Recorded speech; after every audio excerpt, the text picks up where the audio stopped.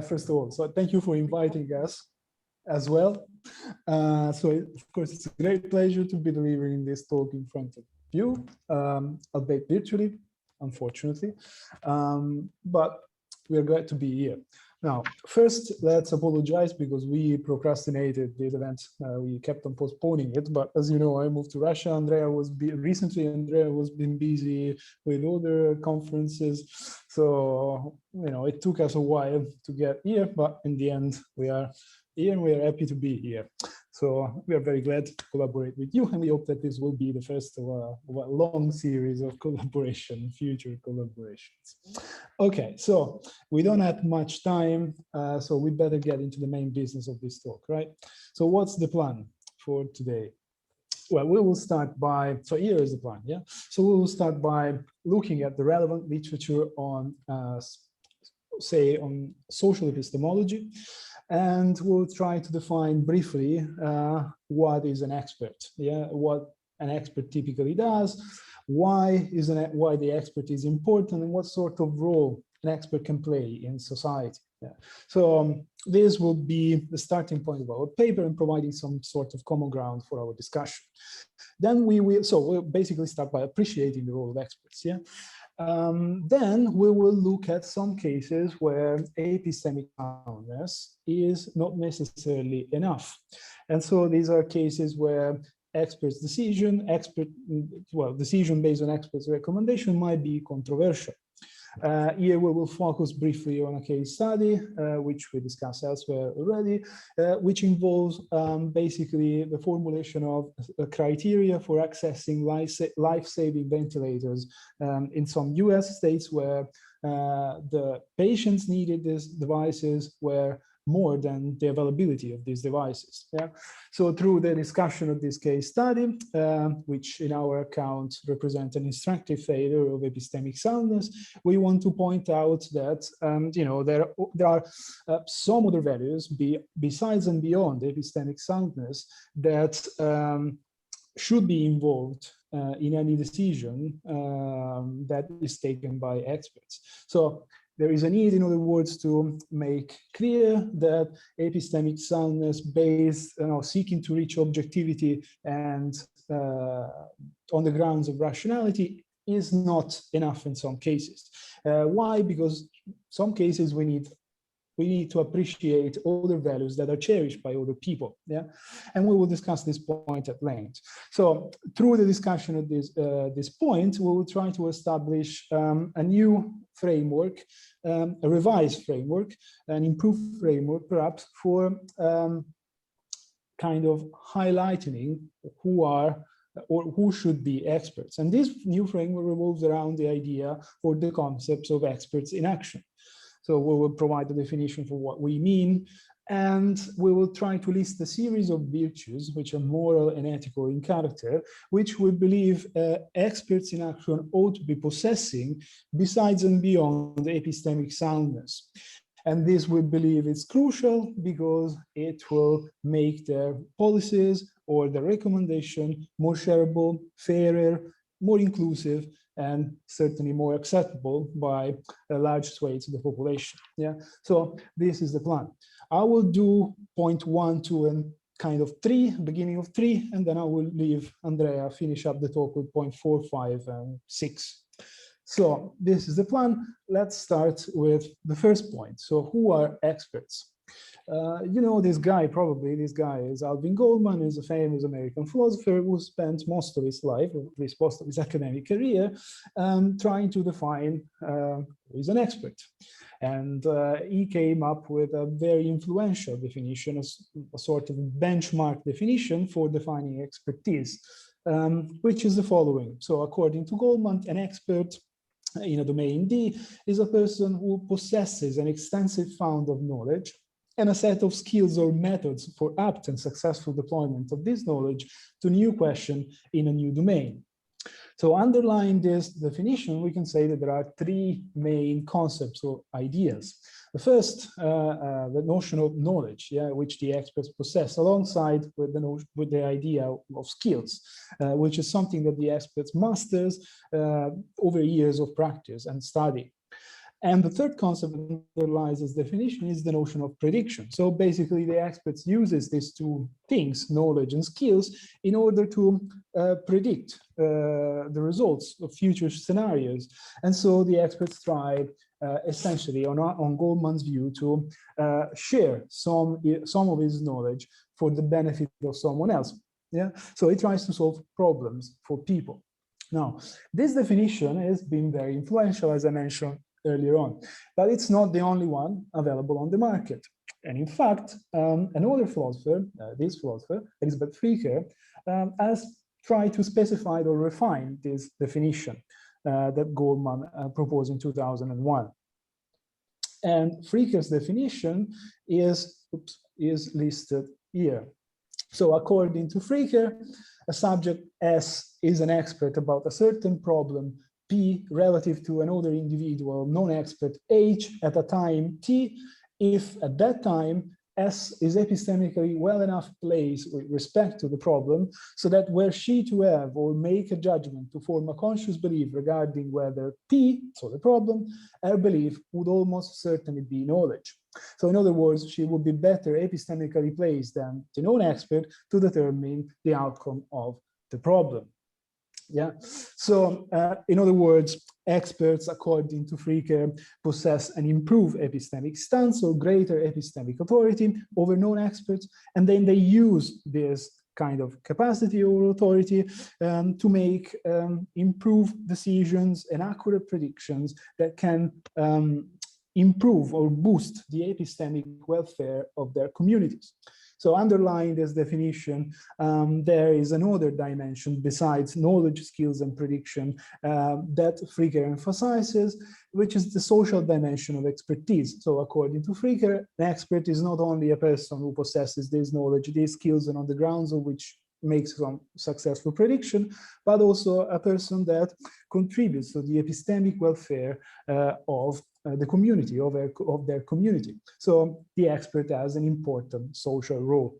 Now, we tend to sympathize with this definition, to empathize with this definition given by Freaker. Yeah, and nevertheless, this definition is not, again, the only one that can be provided. If you do a quick search in the relevant literature in social epistemology, you will see a number of relevant approaches that have tried to build upon or criticize Freaker's notion. Here, some of such approaches are listed here for your convenience. Now, we are not concerned with these approaches here in this talk, because we don't have time basically to review all of this, but we just list them here so that you know that we know them, we are aware of them. Okay, so indeed, all their accounts are possible, but we kind of tend to take on as our point of reference the definition that we gave earlier on by Freaker.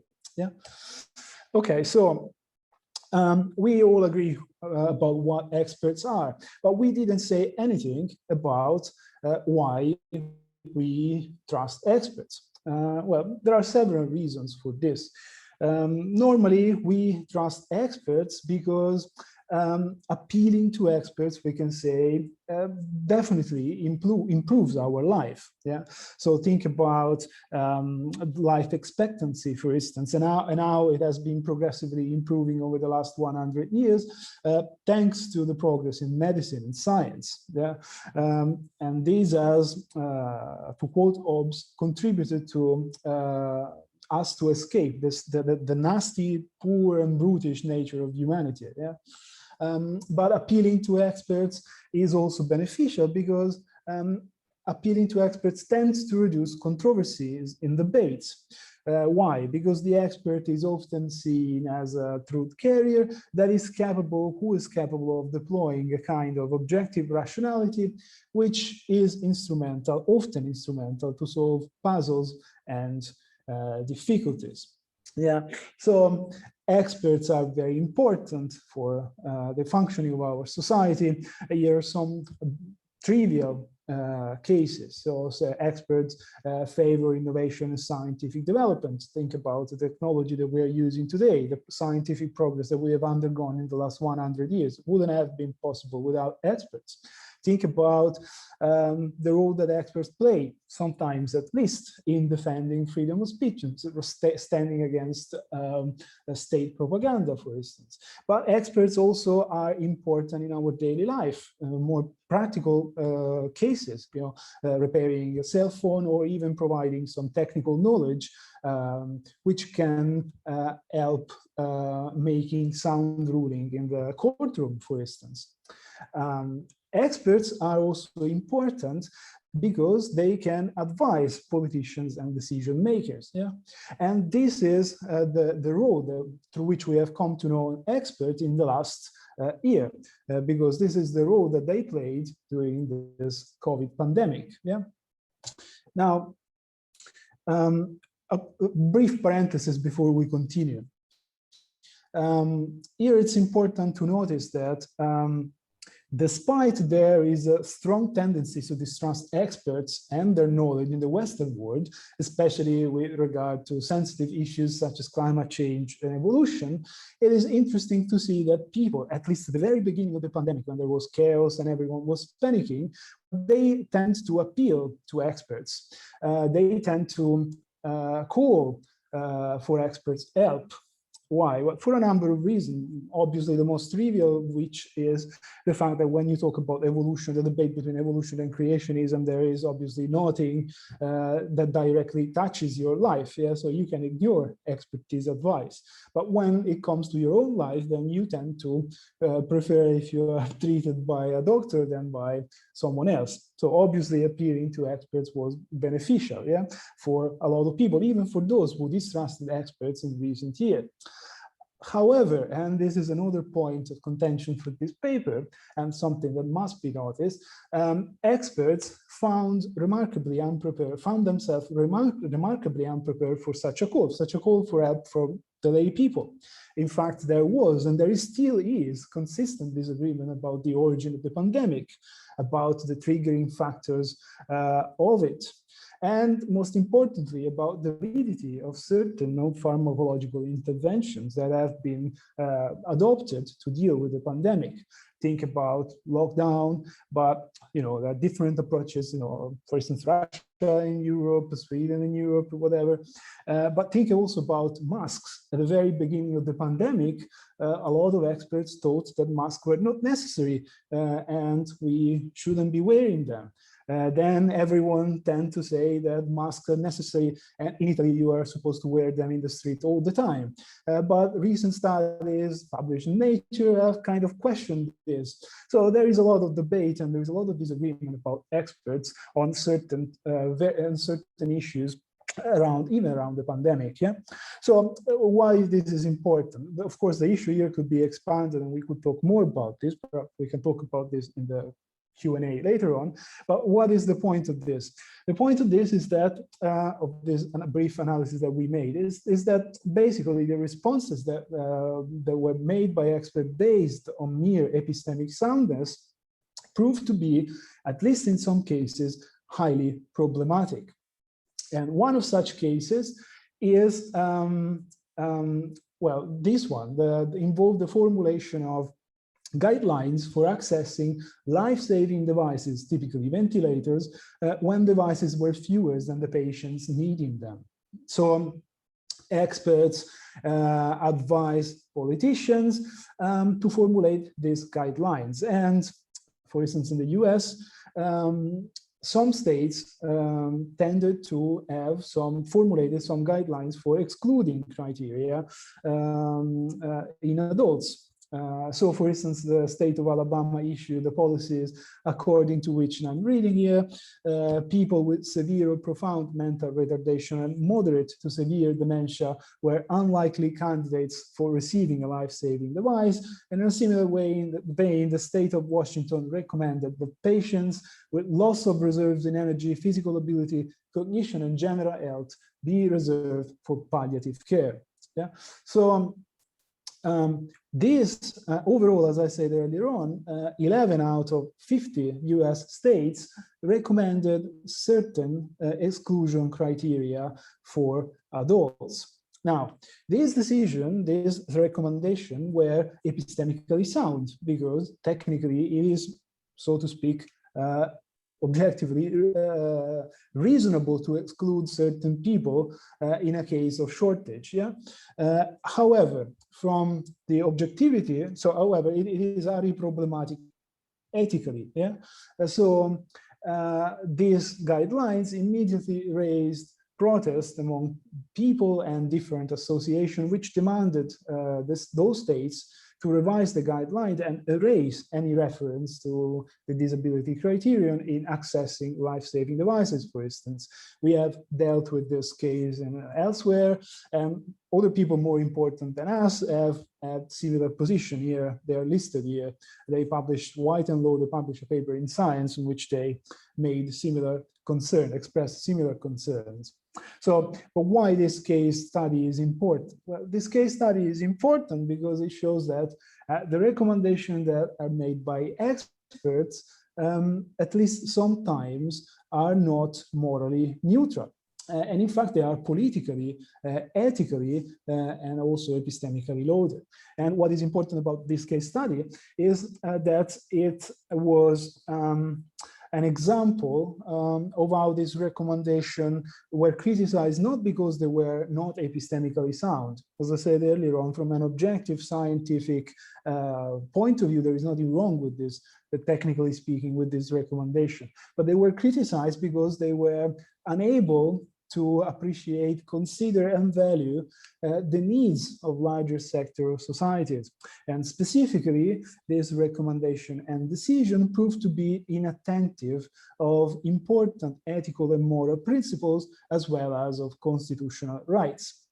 So now you may have a doubt here at this point. So you might say, hey, okay, this is cool, but are you advocating some sort of science denialism? Are you saying that in times of emergency, we shouldn't trust science, we should avoid experts, we should refuse them, we should ignore them? Well, no, of course, no. We are not anti-scientists, anti-science, of course. We believe that science is important, but our point here is that when we make decisions that involve people, behavior, and values, simply resorting to epistemic soundness or epistemic authority to maximize rationality, objectivity, and so on, it cannot be enough. It cannot be enough because these decisions often involves other values, axiological values, and that are often overlooked. And so here I will stop sharing my screen and pass the ball to Andrea, who will continue from slide 13. So I'll stop the sharing now. Hopefully Andrea can continue. Thank you, Mirko. And thank you very much for your kind invitation to this very, very interesting webinar. As Mirko has just very well explained, we have analyzed some case studies in the context of the COVID-19 pandemic to evaluate the role played by experts. As said, the point is that expert recommendations often seem to overlook some values or some ideals that society takes to be particularly important. And obviously, when we say society, we should mean a significant part of society, not all society. And the difficulty, in our opinion, lies precisely in drawing lines within a pluralistic society. Even though we think some values are probably shared by the vast majority of the population. Here we listed some values, some humanistic values, so to say, which we think are relevant, and they are values that biomedical experts sometimes do not consider properly. They are, for example, equality, non-discrimination, solidarity, protection of the weakest, social justice, plurality of ideals, and so on. In this sense, this means that current conceptions and application of expertise lack something important. And the consequence is that we need to revise this conception and these applications. Our claim is to find new ways to supplement the expert recommendation with the values, with this value precisely. And as we have just seen, in the case of disabled people, experts are not used to think about some specific implications of their recommendation. So it seems that we have just two conflicting needs in this case. On the one hand, we should consider values and ideals, and experts are not so good at doing that, as Mirko very well showed us. And on the other hand, we must resort to experts in order to address critical situations, such as a pandemic, and as it is the case these days with the COVID-19. So now we are considering experts in special context. So we have tried to devise a more comprehensive definition of experts, the so-called experts in action. This is our definition, as you can see.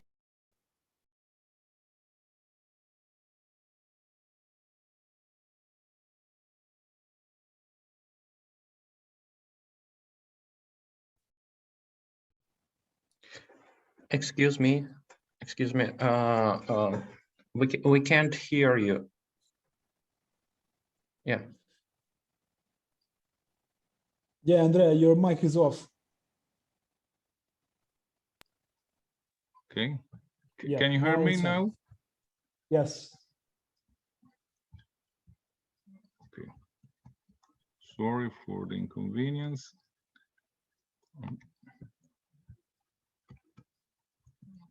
Okay.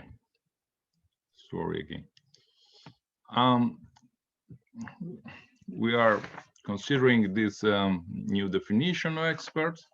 Experts in action are individuals with above average knowledge, certified and achieved in the most objective and repeatable way possible in a specific field. And this part of a definition is consistent with what Mirko said before. This is a classic definition of experts. But now we are considering experts who use their skills and methods to translate this knowledge into decisions, into actions, or suggestions for decision or actions. All this decision action concern a community larger than that of the experts themselves.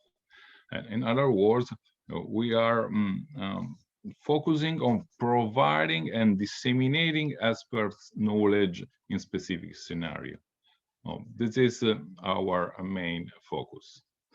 And accordingly, as I said before, we need experts, especially in the context of pandemic, and biomedical experts are of pivotal importance in order to address the spread of contagion. But many features and elements should be taken into account when suggesting health policies, as said. Experts in action should be capable of considering technical features and values cherished by people and diverse sensitivities in society. And finally, experts and policymakers should have different roles and competence. And we think that this point is a relevant one, even though we don't have time here to elaborate on it, but in a nutshell, we can say that policymakers are called upon to mediate between expertise and shared social request. We can say that they should play this role, whereas experts are people who have the knowledge and they should try to use knowledge to solve problems. The point, as Mirko said before, is that for experts in action to be able, considering the relevant values in the situation, the use of moral and epistemic virtues could be useful and helpful. And in particular, we have identified 3 of them. The first one is intellectual humility. The second one is courage. And the third one is practical wisdom. Now let's see them in turn. Intellectual humility can be defined as, for example, the disposition not to adopt epistemically improper higher order epistemic attitudes and to adopt in the right way, in the right situations, epistemically proper higher order epistemic attitude.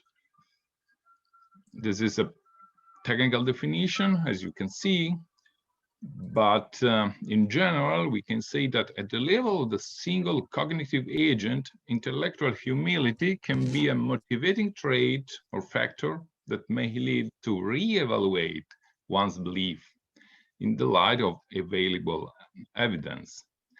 And furthermore, we can say that intellectual humility forces one or us to consider, assess, take into account the many cognitive limitations that each of us manifest.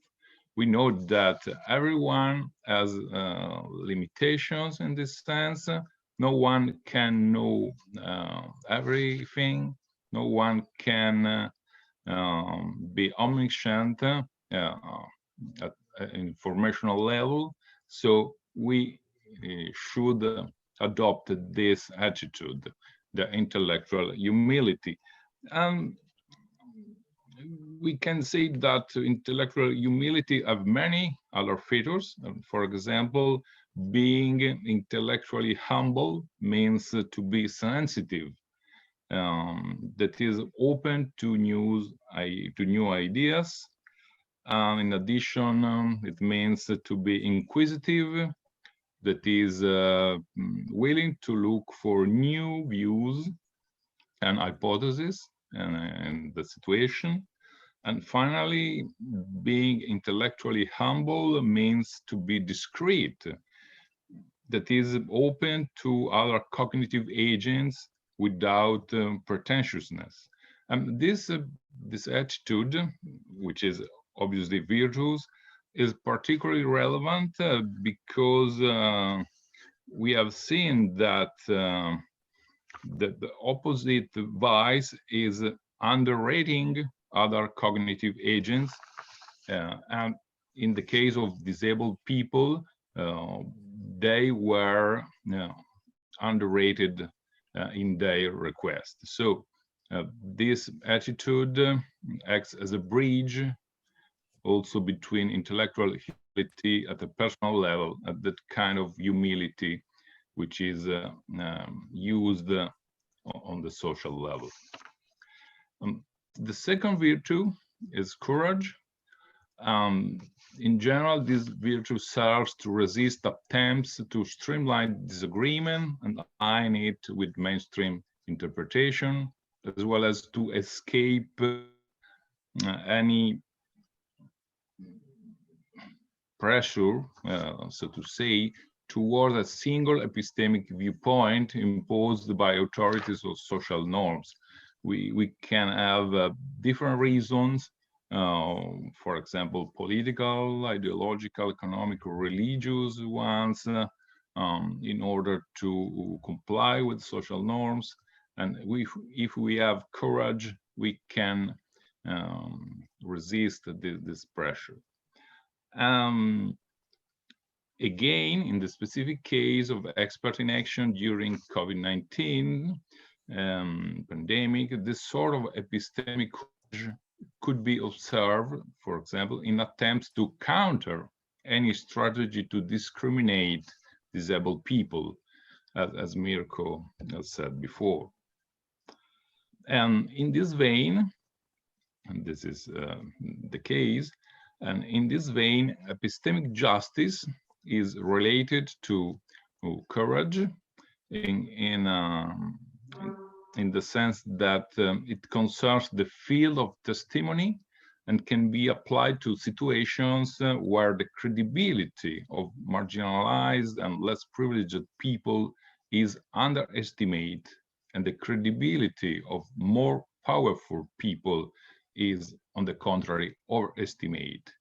And again, in the case we discuss of individuals with learning disabilities, there was certainly an epistemic underestimation of their views, while there was an initial overestimation of the judgment of some experts. And that was the case. That was what sparkled the debate. But we think that it would probably be reductive to talk only about epistemic virtues, because equally relevant are probably the ethical virtues that can play an important role for experts in action in a pluralistic society. And as said before, practical wisdom or phronesis or prudence is a moral virtue most needed when specialized knowledge is to be applied. And famously, Aristotle defined phronesis as a true and reasoned state of capacity to act with regard to the things that are good or bad for man, for the human being. And we can say that any candidate for practical wisdom must take into account very general facts about human beings, and these facts shape what counts as good practical reflection. But in general, we can say that we need to consider not only general principles about human behavior, but also the everyday behavior of people. For example, a specific fact, practical wisdom is concerned with also minimal facts, and in general, experts tend not to consider this knowledge. So practical wisdom can be a good form of correction to the knowledge of the expert. So our conclusion, as we have said, experts are people who possess an extensive knowledge and a set of skills or methods for apt and successful deployment of that knowledge. We know that we cannot do without experts in a complex society, and above all in specific crises such as the COVID-19 pandemic. But in the current pandemic, we saw some expert failures. For example, the treatments denied to disabled people in the US is just one case. Another case we discussed in our paper is related to the early decision in UK when Prime Minister and other scientists were convinced that the so-called herd immunity would be a good strategy, but it turned out that it would be a dangerous strategy, and they were forced to change their mind some days. So we saw some failures, and then our proposal is to try to supplement expert knowledge with some epistemic and moral virtues, namely the three we have listed: intellectual humility, courage, and practical wisdom, in order to make their action more suitable and more effective for all society. Thank you very much for your attention. Thank you very much, Dr. Lavats and Dr. Farina, for your profound and thought-provoking presentation. So we have some time for clarifying questions. So please, you can switch on the microphone and ask your question. If you have any, please. Please, I see that Ekaterina, you want to ask a question. Okay. May I? Yeah. Thanks for your very interesting talk. I'm very sympathetic with the idea that experts have to be sensitive to attitudes and values of people they are generating knowledge for. So, and as it comes to me, the main dilemma, moral or ethical dilemma, which we faced during this COVID year, what about this freedom versus safety or freedom versus security dilemma? Yeah, because some people, some camp argued for more liberal way of political decision making and expertise, this so-called Swedish scenario. Yeah, and some of them argued for more strong restrictions. And so how could experts deal with these situations? To what kind of stimuli, to what kind of attitudes should they be more sensitive? How to deal with this clash of values and contradictory requests which comes from society? So maybe you have some idea about this. Thanks. I can say something, Andrea can say something else, perhaps. That's the easiest way, yeah? So I'm thinking that, first of all, I mean, disagreement is normal in science, yeah? So, I mean, it's part of science itself. So it's not bad that there is some disagreement.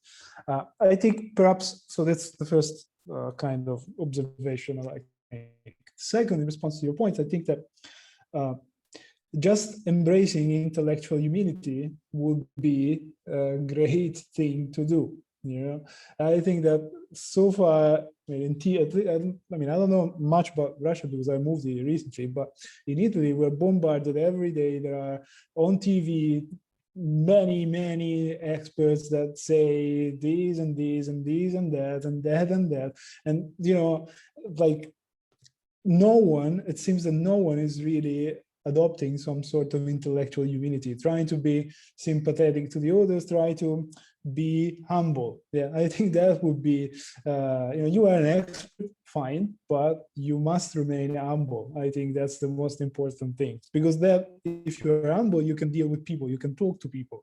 If you are arrogant, so you think that because you're an expert, you know everything. In fact, most of the time you don't.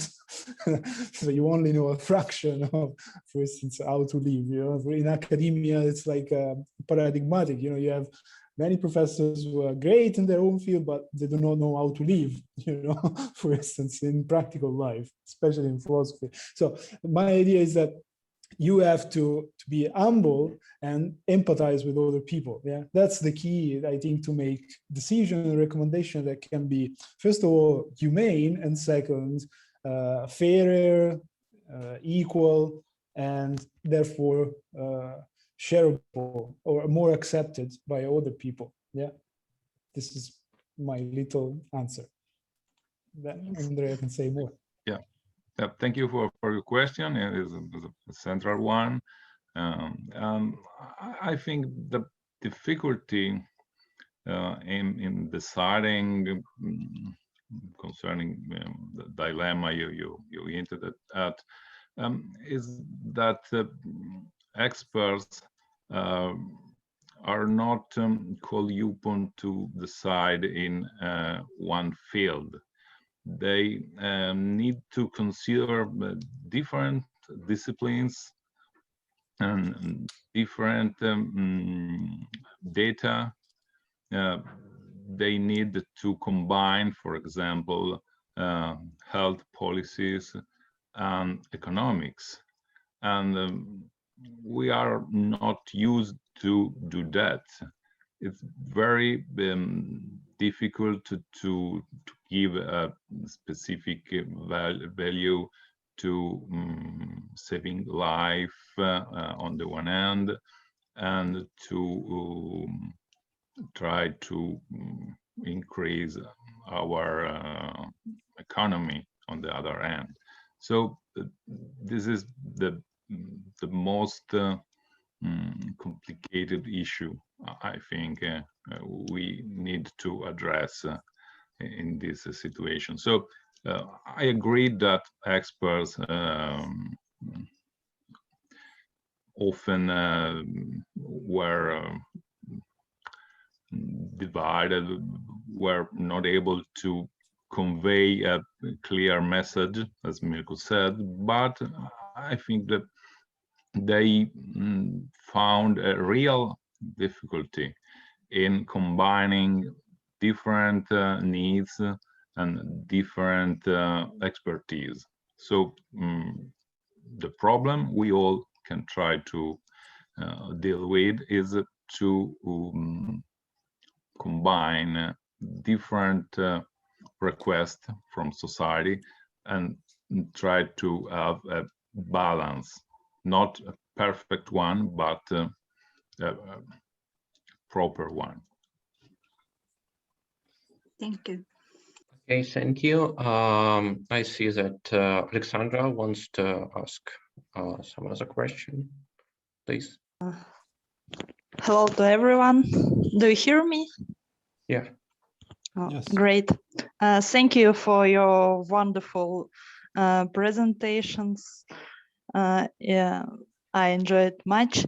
I'd like to ask the following question. Is any institute or practice how to ban experts who say wrong things? How does it happen in Western countries? Can you tell several examples or cases, maybe during the pandemic time or sometime else? I'm not aware if there is any practice or incident, but I happen to have written a paper which is currently under review, which deals with this exactly. So how to build an algorithm for trying to rule out, or kind of degrade experts who have not performed their duty up to standard. So the idea is to involve some sort of Wikipedia practice, kind of which database in which everyone can contribute, and then you have to put, of course, it's complicated, to put some boundaries and some things to try to evaluate experts on the basis of their prediction. But I'm not aware if there is anything practically, realistically implemented anywhere about this. Maybe Andrea knows. Well, this is a very nice question. I think science in itself has a good mechanism for finding what works and what does not work in general. So if you make a forecast or propose a theory or an hypothesis, and it turns out to be wrong, the scientific community sees it, and at the end of the day, if you fails everything you do, the community will exclude you. So this is the general mechanism which is working quite well in science. But in this case, I see that there is something more to the problem, in the sense that we are dealing with experts called to advise policymakers, and they are not doing science in the proper sense. In this case, I think it's more difficult to try a way to sanction, to fine, so to say, them if they are not good at doing that as we would want they to be. So, well. What are mechanisms of exclusion from scientific community? Don't you invite to conferences, or do you write that he's full? Yeah. What else? Yeah, this is the general way in which science works. As I said before, if you say, for example, evolution is false, and you are a biologist, probably your peer won't invite you at their conferences, I think. So this is a good way to exclude people who are not in line with the current science. But there's also danger in this, yeah, Andrea. I mean, it's like the line is sometimes it's very thin. You know? Yeah, but there are many gray areas, so to say, in which it's difficult to say what it's true and what is false. Science, we know, progresses with hypotheses and falsifications. So in those areas, it's difficult to say you are wrong and I'm right. And in these cases, I think it would be risky to introduce strict mechanism in order to exclude people we think they are wrong. Also, it might turn out that like a few people are wrong on few occasions, but they might be right on the next occasion. So, you know, any algorithm was bound to be problematic, probably. Yeah, thank you. We have time for one question, one else question. Does anyone wants to ask? So I have some question, conceptual one, about the distinction between moral or ethical and epistemic virtues. How do you see this distinction? Is there a clear border between them, or maybe epistemic justice is also a component of moral justice, or something like that? Well, yeah, it's a good question. Yeah, I think in general we can distinguish quite well. Epistemic virtues concern the knowledge, the way we can acquire knowledge, and the way we can assess our knowledge as good or as bad knowledge. And on the contrary, moral virtues concern mostly our behavior, our judgment of behavior. We can say that an action is good or not good. In virtue ethics, you know, we mainly deal with judgment on people, we don't consider actions in the first place, but the character of people. So this is the main distinction. But I agree that there is an area in which we can find more difficulties in distinguishing where epistemic virtues finish and where moral virtues start. Mirko? Yeah, I kind of agree with this. You don't have to add anything, I guess. Yeah, okay, thank you for your answer. It's time for opposing presentations. So I would like to give a floor to Professor Elena Grebenshikova. Please, Elena, can you hear us? Yeah, please, you're welcome. You have 10 minutes, and yeah. I will announce when 2 minutes would be left. I will announce you that you have only 2 minutes. Only okay. 2 minutes?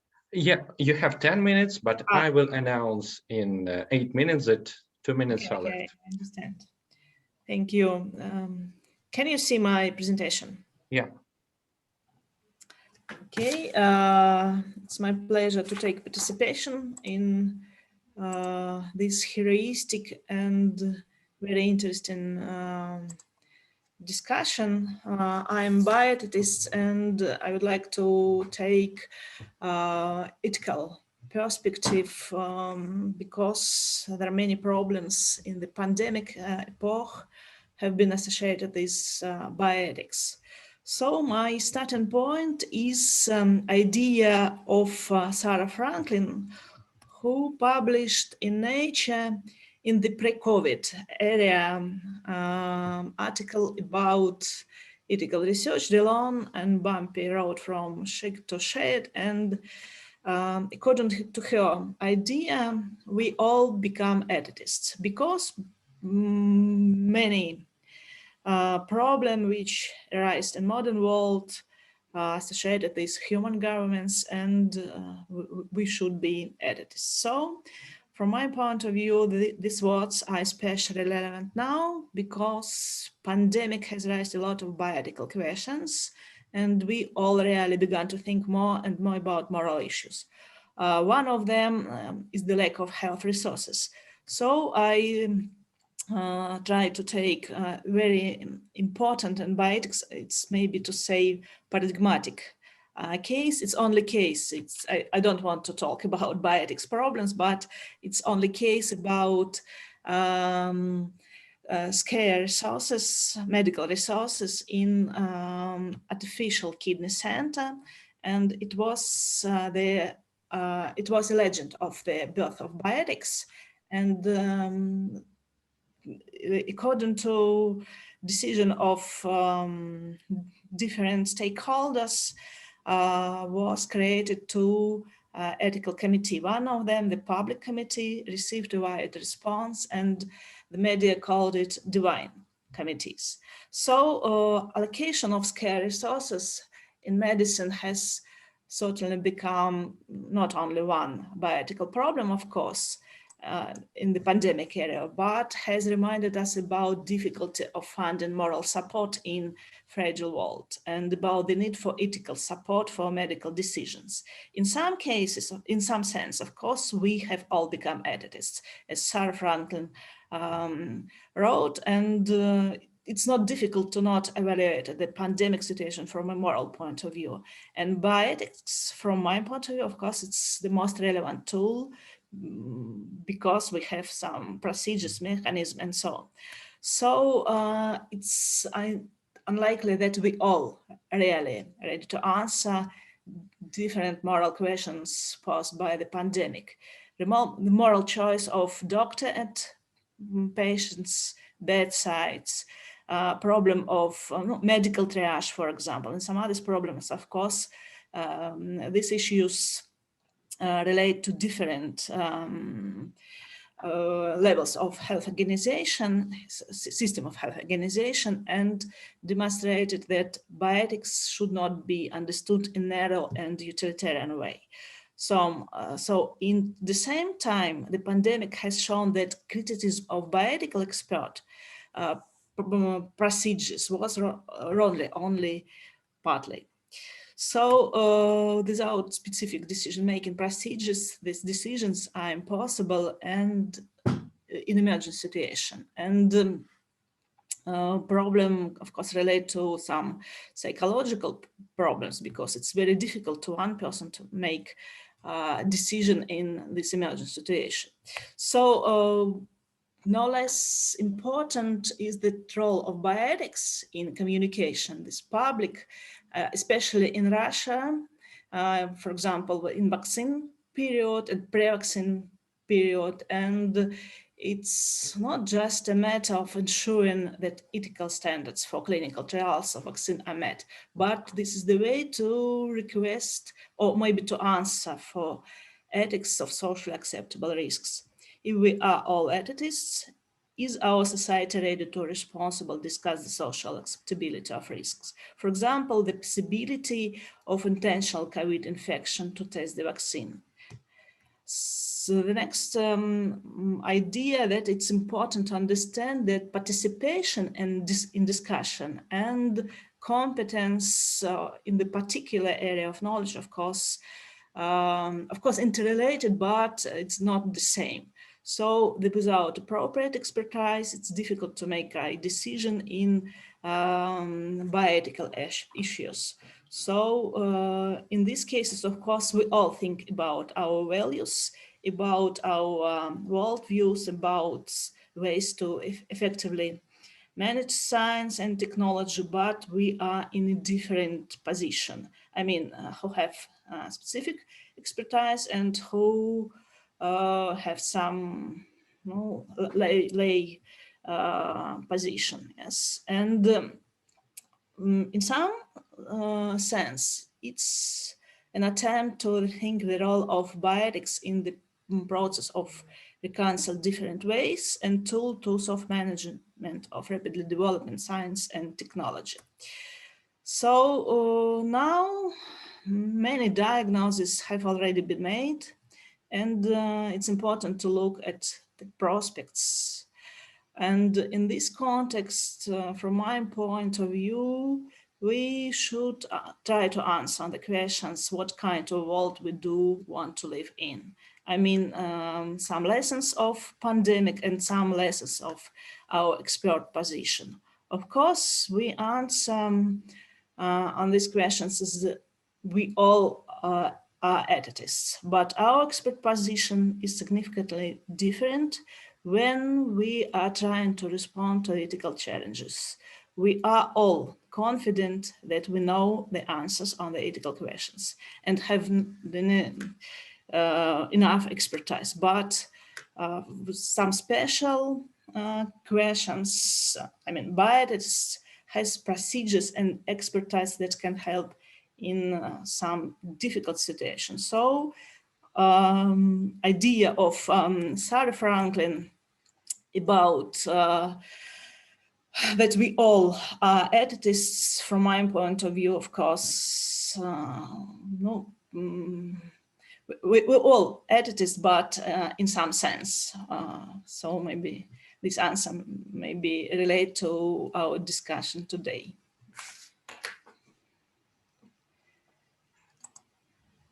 That's all. Well, thank you. We have enough time for a couple of questions or some additions, or what do you want to say? So please, you're welcome. Please, Professor Lavazza. Thank you for your talk. I think you raise an important topic. What do you think about the idea that a moral expertise exists? I mean, we can easily agree that a medical expertise exists, obviously, but I think many people would disagree that a moral, purely moral expertise exists. So I think your talk was rightly focused on that point. I like to have your short answer to this point. I don't understand, what do you mean then you talk about moral expertise in medicine? I know. I'd like to distinguish. We can agree that a medical expertise is quite obviously real, but many people would disagree that a moral expertise is something real, something which can be easily distinguished from common sense. What distinguishes common sense from a real moral expertise, in your opinion? So thank you for your question. It's very interesting. From my point of view, you have at least two questions about distinction between moral expertise and medical expertise, and secondly, common sense and moral expertise. Yes, if we all are ethicists, what's the differences between two of them? So I think that moral expertise are real because I am as bioethicist, it's maybe example not from pandemic period, but from my scientific research. I'm working in the bioethical area of genetics now. So our advances in genetics very no, we can do more and more. And every day we understand that we can do more and more, but really every day we should think about, can we do it? Can we, for example, edit in the genome of embryos? Yes, our scientific tools are ready, but we can't answer on moral questions. So it's moral questions, not only for society, it's not only for geneticists, but for all of us. Yes, and today in bioethics, from my point of view, three areas of expertise. The first, specific medical problem between doctor and patients. Secondly, it's research ethics. And thirdly, it's philosophical problem, which we usually understand as moral problems. But it's not only about ethics, it's about our worldwide views, about our understanding of human values, about understanding of evolution, and so on. Can we fix something in our nature or not? It's answer for all of us. So from this point of view, of course, it's not only medical expertise, it's maybe social and humanitarian expertise, because now, how to say it, now social and humanitarian human sciences try to understand and try to discuss many problems which are created by technoscience. So it's not only bioethics. Of course, if we understand bioethics as a LC project, it's maybe in some sense we can say, of course, it's bioethics problems, issues. In Russia, we usually say problem, so maybe for you it's issues, of course. Thank you. I hope it's clear. I'm not sure, but thank you. Thank you very much. Okay, thank you. Do you have any other questions to Yelena? Okay. Liana, yes, please. Yeah, thanks for your presentation. I just want to ask you, what do you think about the idea that political deliberation, politically open discussion of some possible experts' decisions could replace this moral expertise or ethical expertise?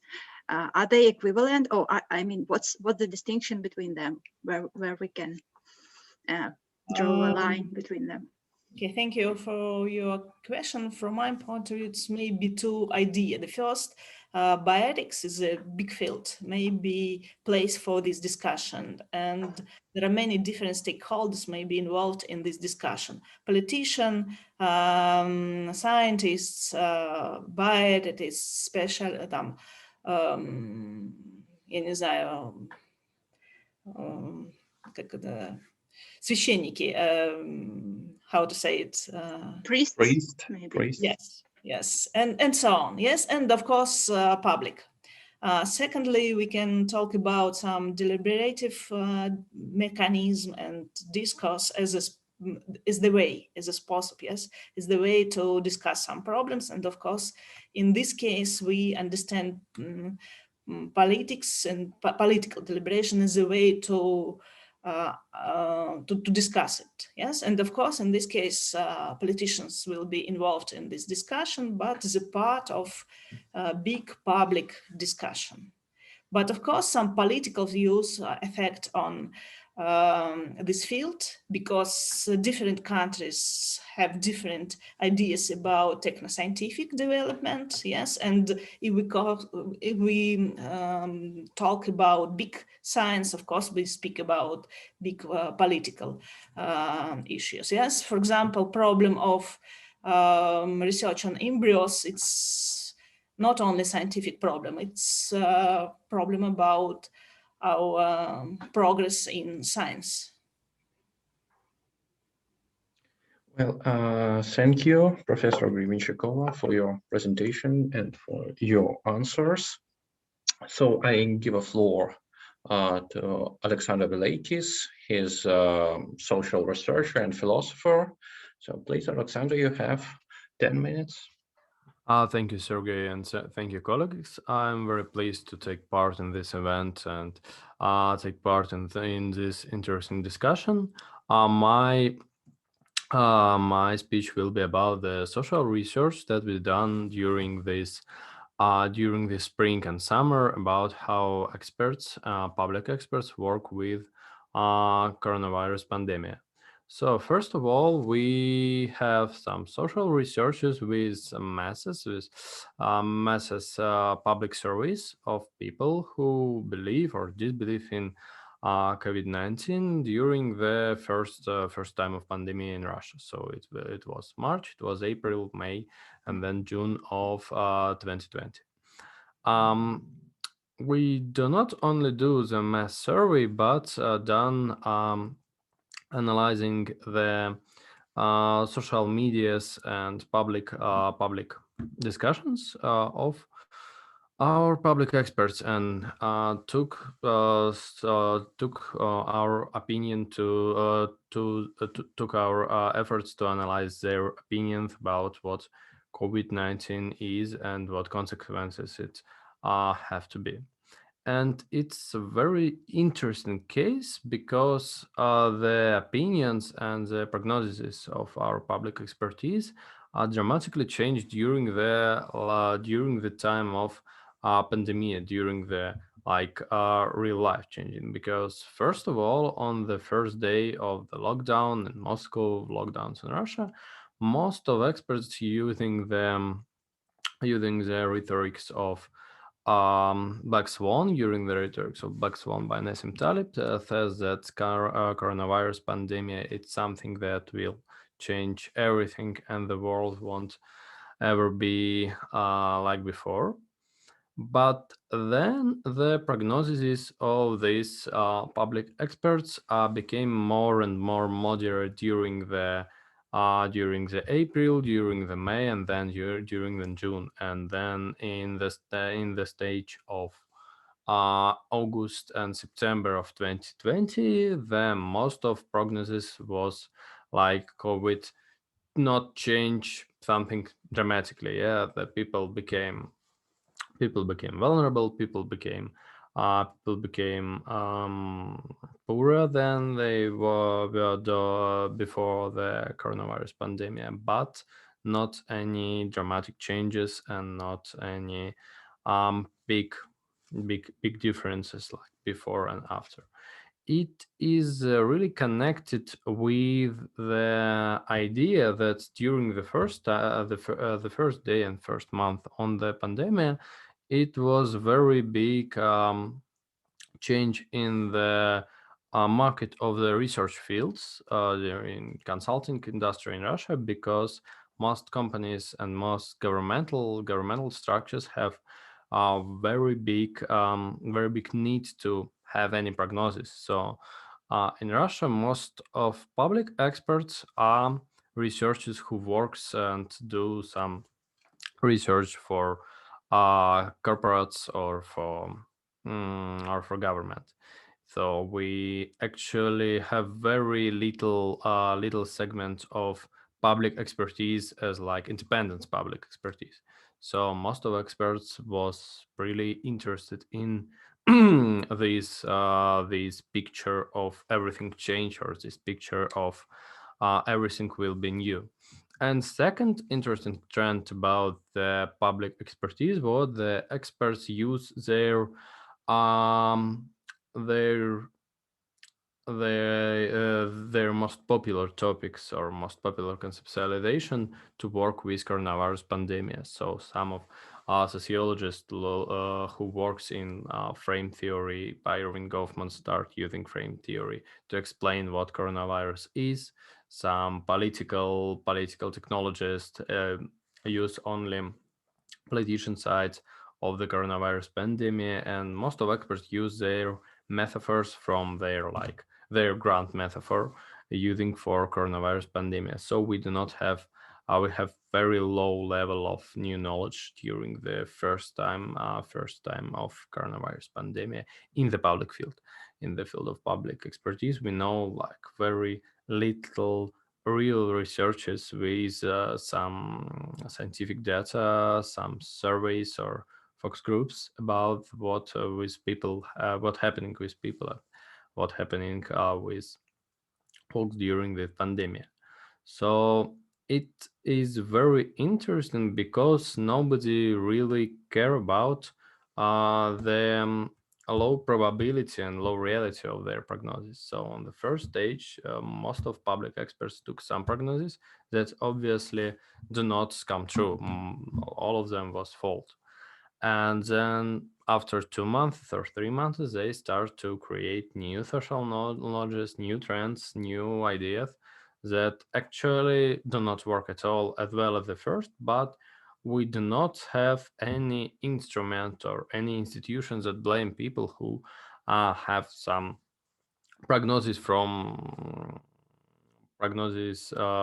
without any researches or without any arguments or even without any proofs, because in Russia, in this case, most of public experts do not do any research yet. They starting to do prognosis from the first day because of how our social media works, and most of this prognosis was really popular and really interesting during the first day of pandemic. So some people take some social and public capital during this first day.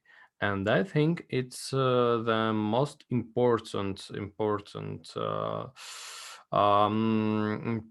point in our work, that we do not have like any instrument of reputation for the public expertise, because now you may do like any kind of prognosis for social media, and if it's took some popular topic, it won't work, but it will work for your publicity.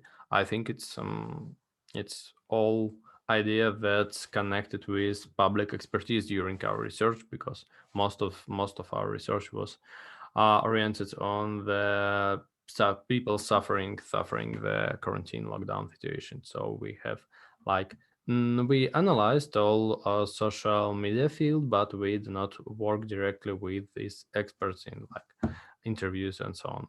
So thank you.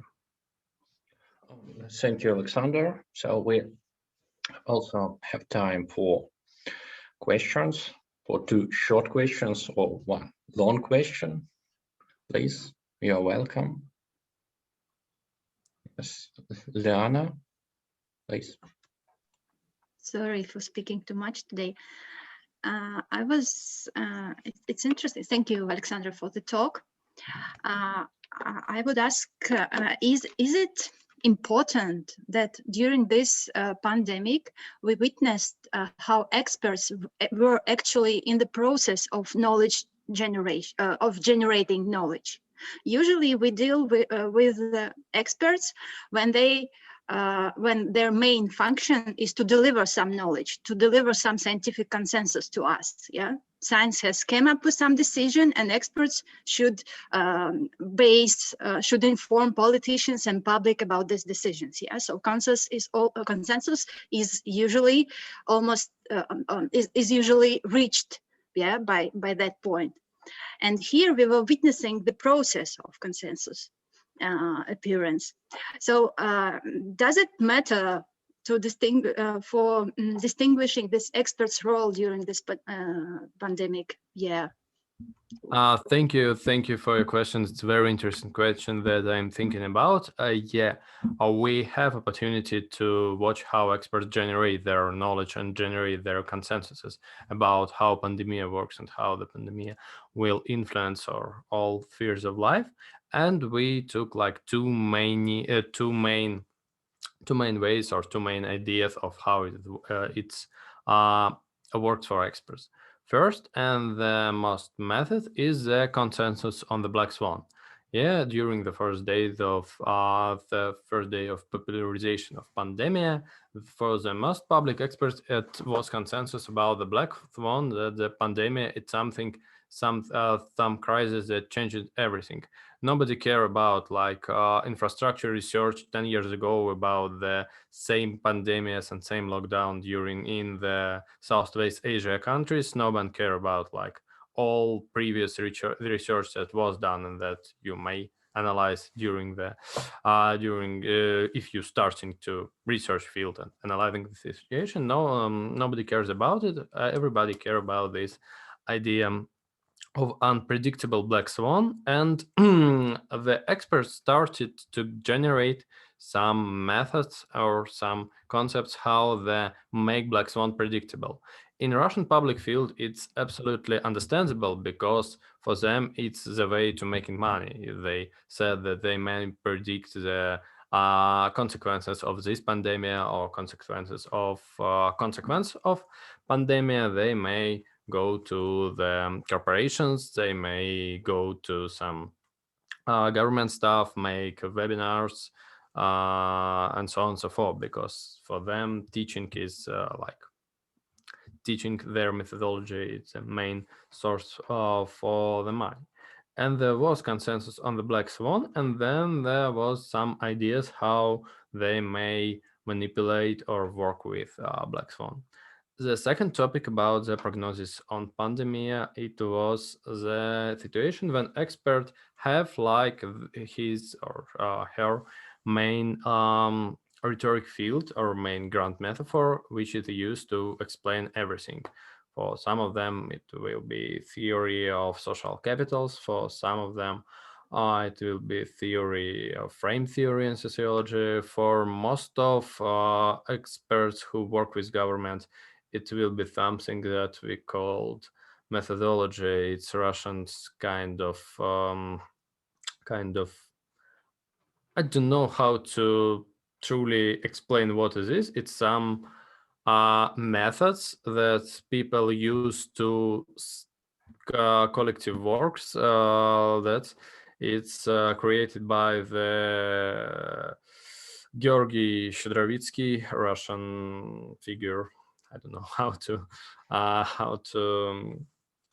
correctly explain how to correctly noun him, and now developing by his son or by some some fractions like Skolkovo and so on and so forth. They are literally close to Russian government and do some trainings and so on and so forth for him. It's from the person outside, it looks something like a guru or some stuff like this.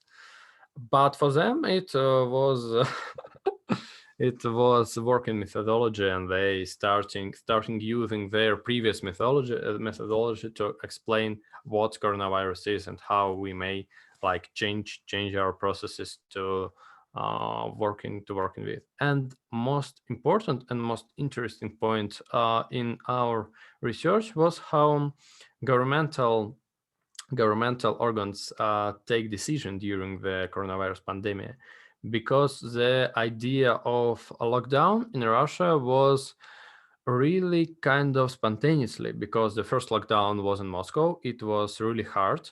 And then there was a lockdown in Moscow, Moscow Oblast. I don't know how it's correctly translated.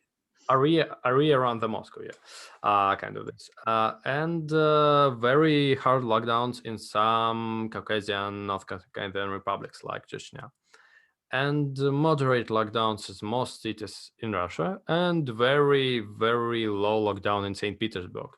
St. Petersburg was a place of exception where you can like freely go without any prohibitions. It was only prohibited to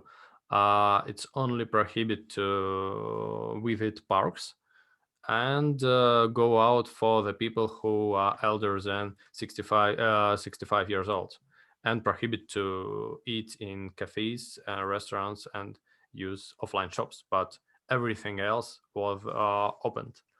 It's a very strange case according to Russia, but we think that there was a situation when some of governors want to be like want to take some political points during the coronavirus pandemic, because on the first month of coronavirus pandemic in Russia, it was a societal consensus about that the lockdown is something needable and something important. Most people in media, most people in social media says that it's Alexander, sorry, you have 30 seconds to pose your main thought. Sorry, the main thought on this topic, it was like most of governors take that follow the first decision, and some of them take the idea that do nothing is better than do something. It's two main strategies in Russian politicians in work with coronavirus, and really, according to their political ratings, the winning was the party of do nothing, because the ratings of hard quarantines, the rating of political ratings of these figures became very low, like in Moscow or in some cities with hard quarantine. Thank you. Well, thank you, Alexander. Thank you. Mirko, do you want to ask anything? Please, Dr. Farina. Yeah, something about transparency, which might be related to this. So what do you think about an issue of transparency of data, both from the side of the researchers in accessing it and on the side of the governments providing it?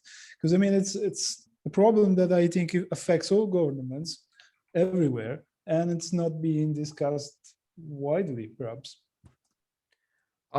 In Russia, we have some projects that research pandemic and made some public surveys and so on and so forth, but they was like non-governmental. So they took some surveys and publish the results online. For the government, they do some research center without any publication of this research work. We definitely know that people are researching what's happening with Russian society during coronavirus, but we don't see their results. And obviously, the official data about the number of people who are ill or who dead because of coronavirus in Russia, it's very not clear at all, because independent But it's research. not clear in Europe either. I mean, I'm saying there is a general problem of transparency, and it does not affect just Russia. It's the whole system. For instance, I was talking about this with Andrea a few days ago. Like, in order to test positive for COVID, you need to have a test, and the test runs through a certain number of cycles. Yeah. So depending on how many cycles you run on the sample, you may result a positive or negative. Now, there are general guidelines on how many cycles you should do for each test. That is between 35 and 40. But this is just general guidelines, and there's no clear, as far as I know, at least there is no in Italy, but perhaps there is in Russia, and how many cycles exactly you might be doing for each test. And this is not a trivial problem, because doing 3 to 5 cycles more on a sample may result you being positive in Moscow or negative in St. Petersburg or in Rome and Milan. It doesn't matter. So this is a serious issue. You see? So I was wondering if, you know. The one point that I want to add is about that we in Russia, according to like our social surveys, most of our society do not want this transparency about the coronavirus pandemic. Most of our society in these dates do not care about coronavirus at all. I mean, like ordinary people in regions, ordinary people like in most of the country, because economics effects of the coronavirus pandemic, the very hard risks and very drastically falling of quality of life, for them it's problem number one. They like simply want to have a place to work and something to eat, and they do not care about the coronavirus or transparency of data at all. We are, according to our researchers, in March, the first fear of our society was coronavirus. In June, the first fear was poorness, and coronavirus was like the 10th or 8th. Okay. Yes. Okay. Thank you. Thank you, Alexander, for your answers and for your presentation. So we are moving to Liana Тухватулina, my colleague from Institute of Philosophy. Please, Liana. Also, you have 10 minutes. Yeah. Thanks, Sergey, and thanks, colleagues. In my presentation, I would like to address more general topic. When we were preparing this event with Sergey, we made a kind of abstract and we put some list of questions we wanted to discuss. And the very ambitious idea was about how to connect the concept of expertise and the concept of post-truth. And it turns out to me that these concepts are somehow, they couldn't be connected coherently. We either have to stay at the position to defend expertise as the best possible knowledge at hand, as expertise as a process, as a practice, which supplies us with the best possible knowledge at hand. Or we have to stay at the post-truth condition, we have to defend the post-truth, the liberty it gives to us, and say that expertise is a kind of political claim, a political practice, and it's not that much about knowledge itself, but about politics, political attitudes, and power in general. Yeah. So I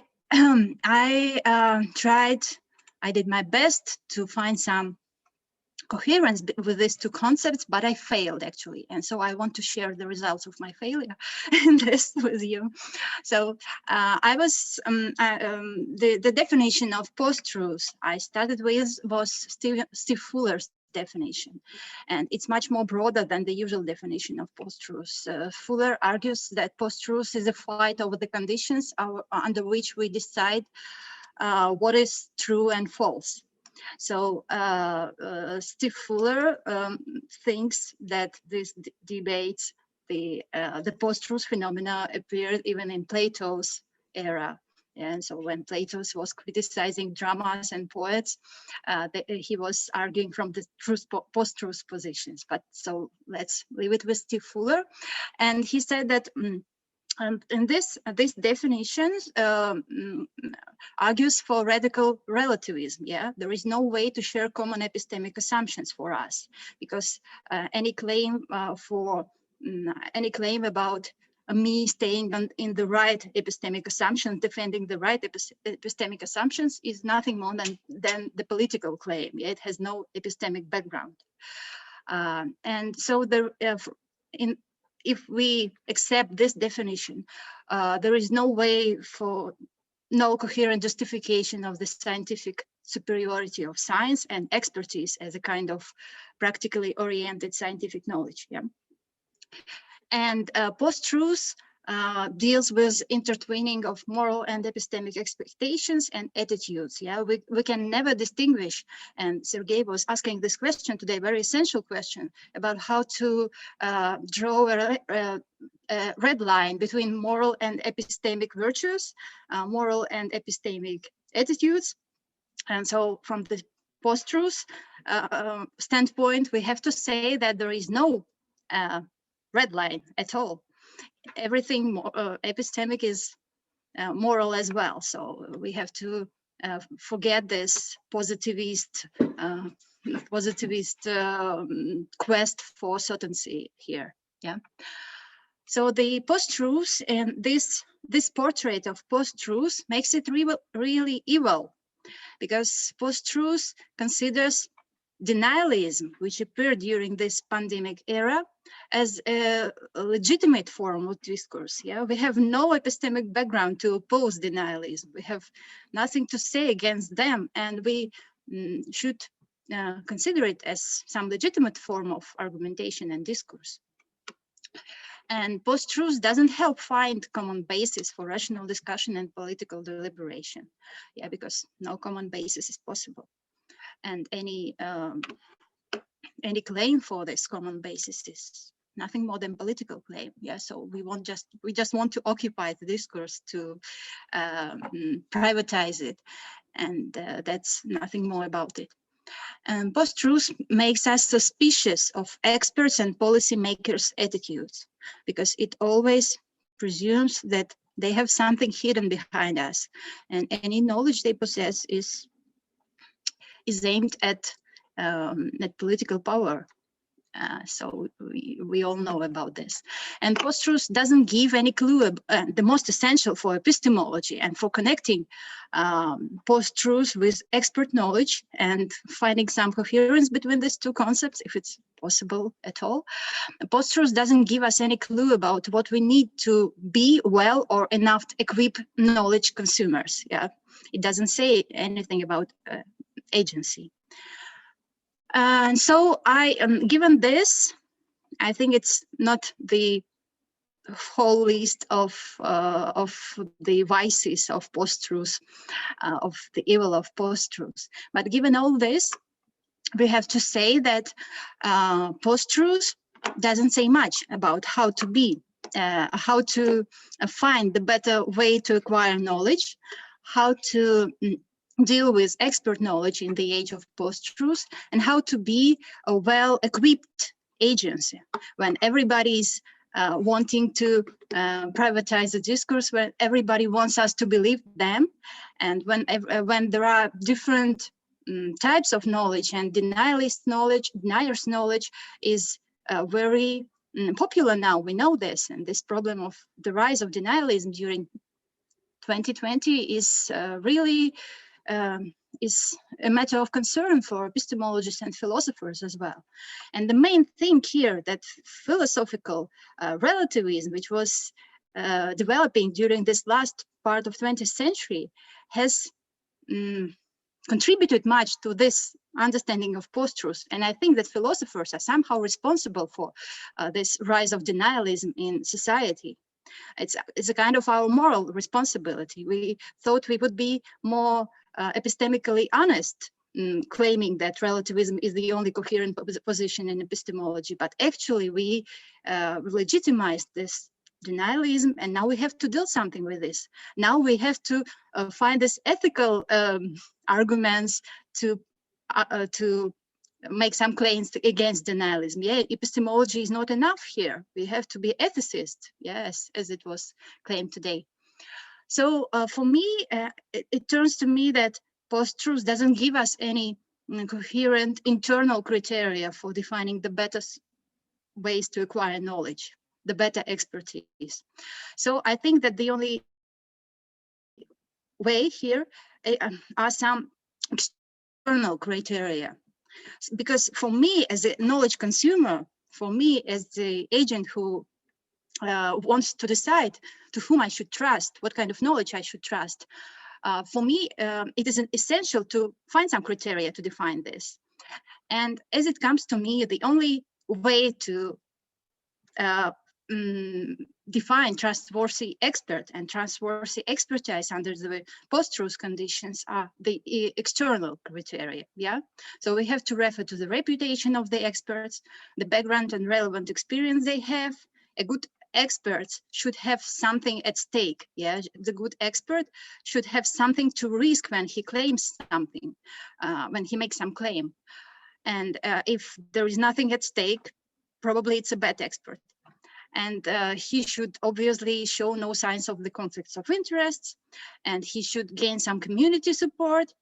And the good expert is never someone who is the one and only against the whole world. Yeah, the good expert represents the consensus which was established by some community of experts, professional experts.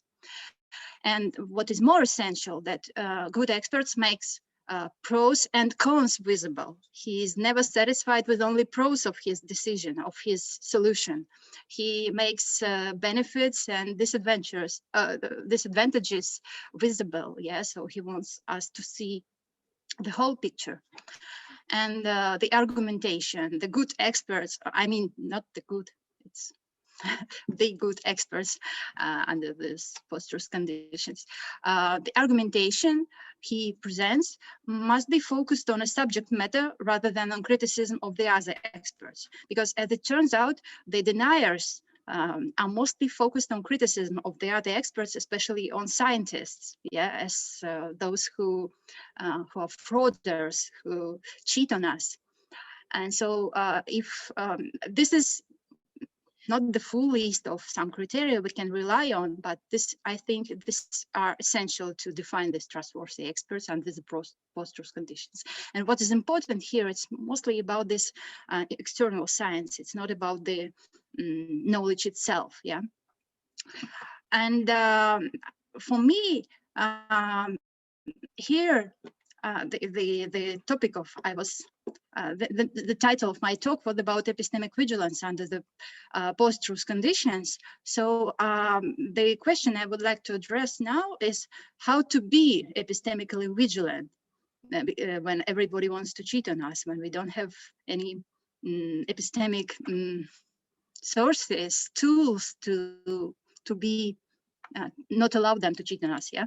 So I would argue that epistemic vigilance is an awareness of one's own epistemic presuppositions. Yeah, if I don't want to be entrapped in this, I don't know, informational bubble or epistemic bubble, or if I don't want to be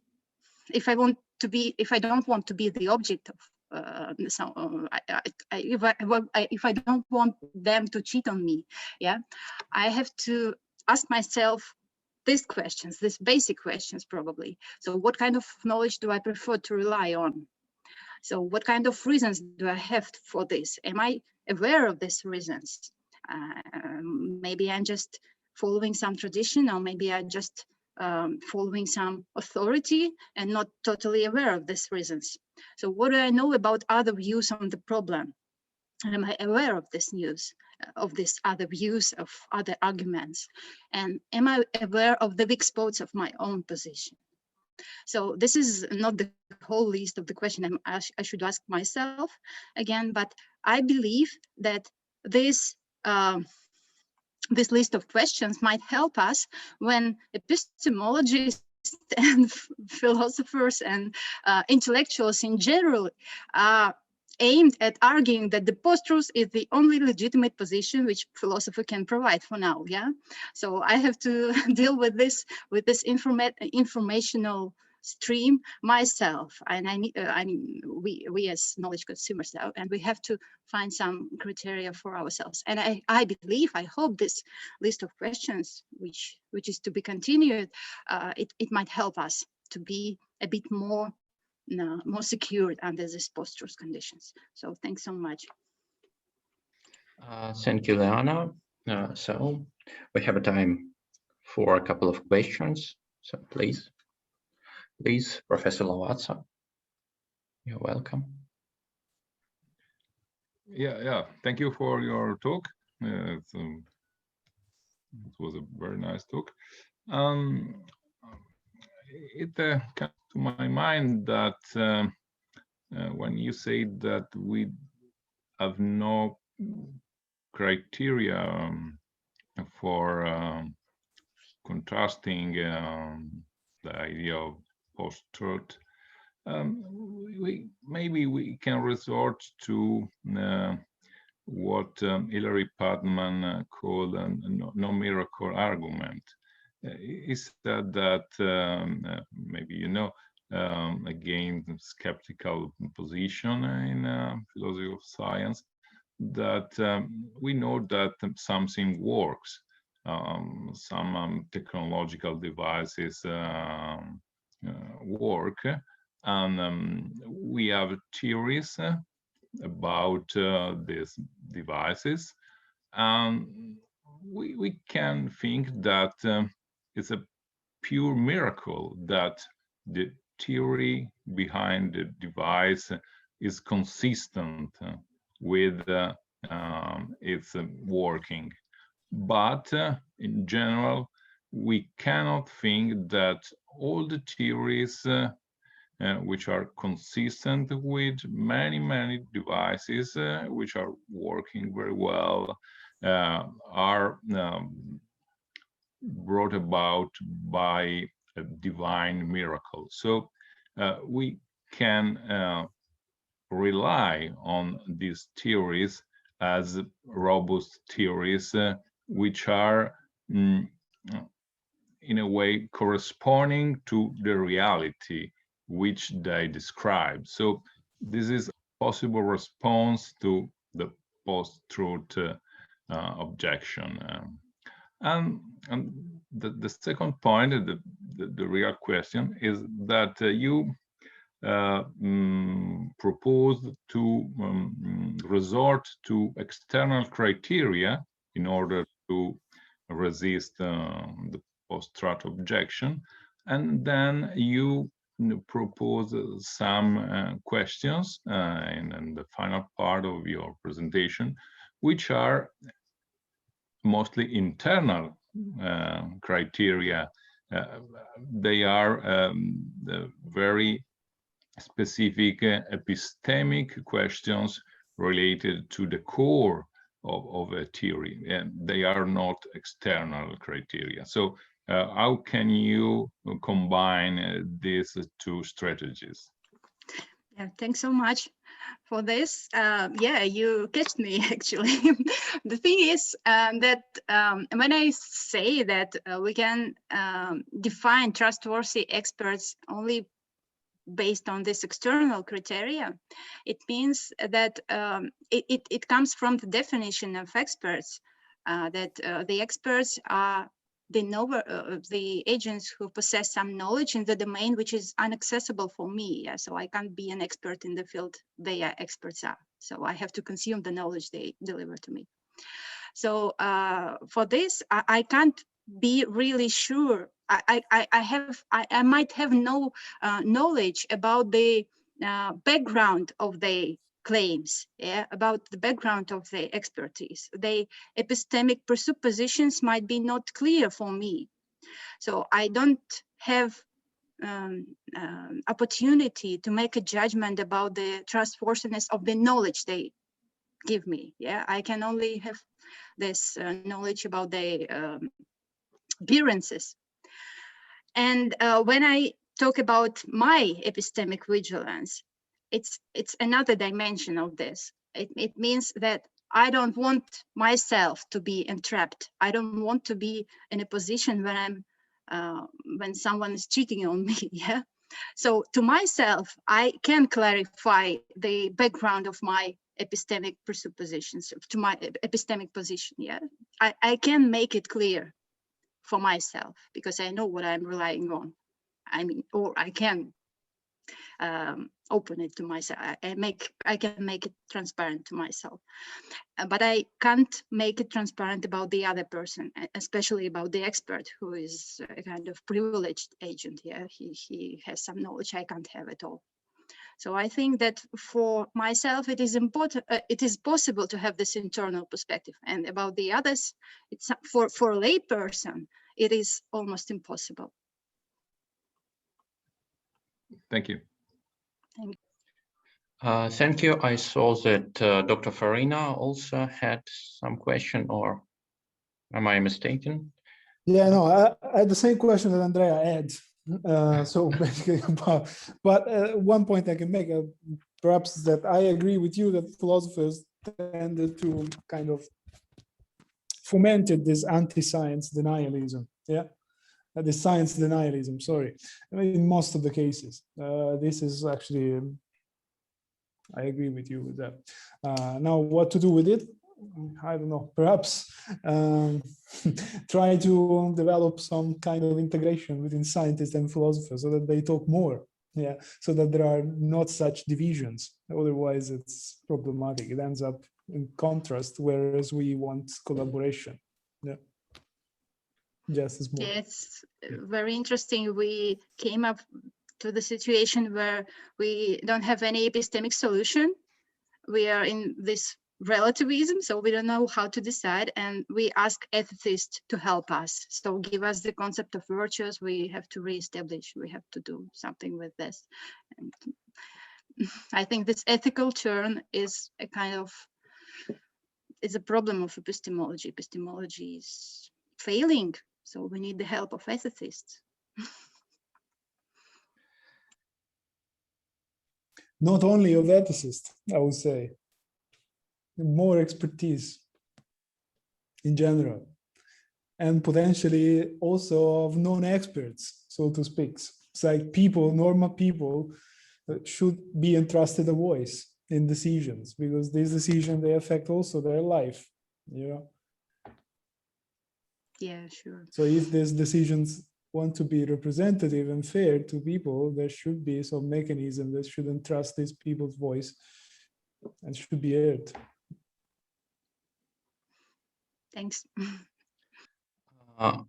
Okay, thank you, Leana. I will ask you to be a moderator for Yeah, the so rest of the floor is discussion. finally yours, Sergey, so feel free, 10 minutes. Okay.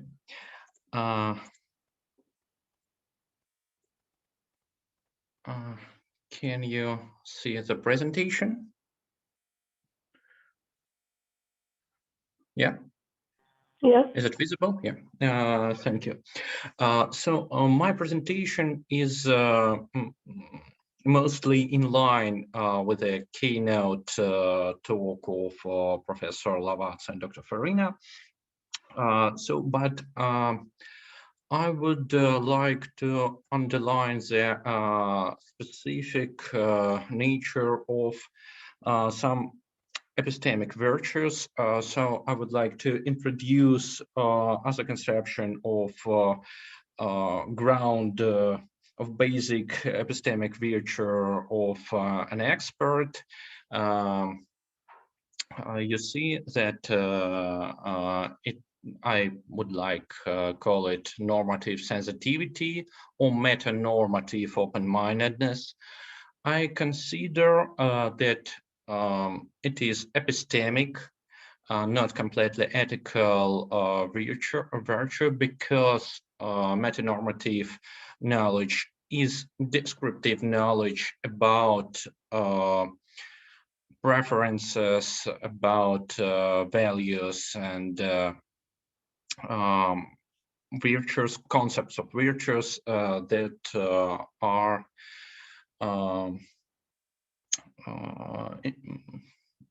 are in society. So if an expert can virtually ignore some descriptive uncertainty or some, excuse me, or some facts that they don't know, because during the modeling we can't know everything, we can't count everything, but an expert have an obligation to be aware about preferences of affected agents. Maybe not values, I prefer to call it maybe in more consequentialist language, preferences.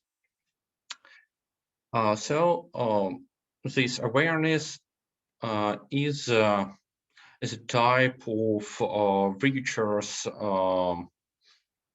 treatment towards society, towards an agents, other agents. What about reliability of the choices and choices that contain some uncertainty?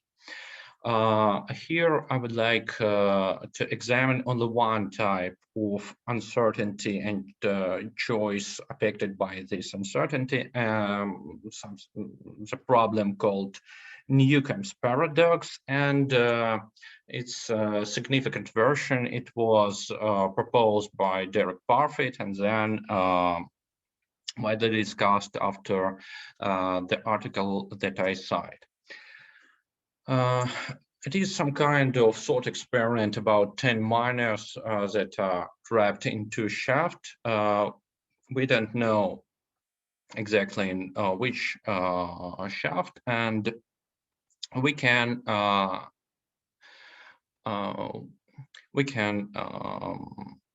take care only about one shaft, or we can refuse to do anything. So the outcomes you can see on the slide. If we block each of the shaft, we can save all 10 lives, but we don't know in which shaft they are. We can refuse to do anything, and only one miner would die, and it is exact miner. So Kolodny are speaking about objective ought and subjective ought. The first presuppositions are about objective ought, and the last one that they call, in fact, we ought to block another shaft because we don't know what exactly to do. It is our subjective ought because we have some epistemic borders of our decision making. But imagine how we can combine this dilemma. Imagine that we can ask the trapped miners what they would do if they will see how their friend is drowning. And imagine they can say that they can't leave after that they would be depressed, and their quality of life would be highly low, and they even couldn't live if they will see the drowning miner. So we can move from subjective ought, we ought to block neither shaft, to the first alternative of blocking either shaft A or shaft B.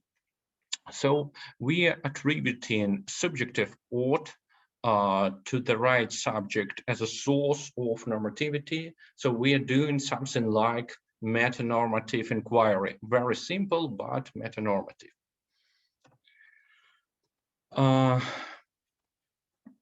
So what kind of meta-normative inquiry we should do during the expert practices in pandemic times?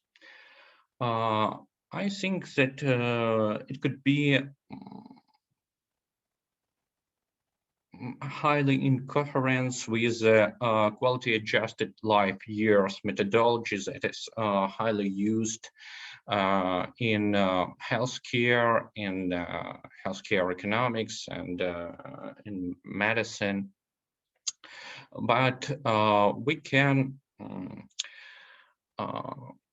try the also thought experiment, the standard time trade-off. We can ask people to choose whether they can refuse some life years in current lockdown restriction state for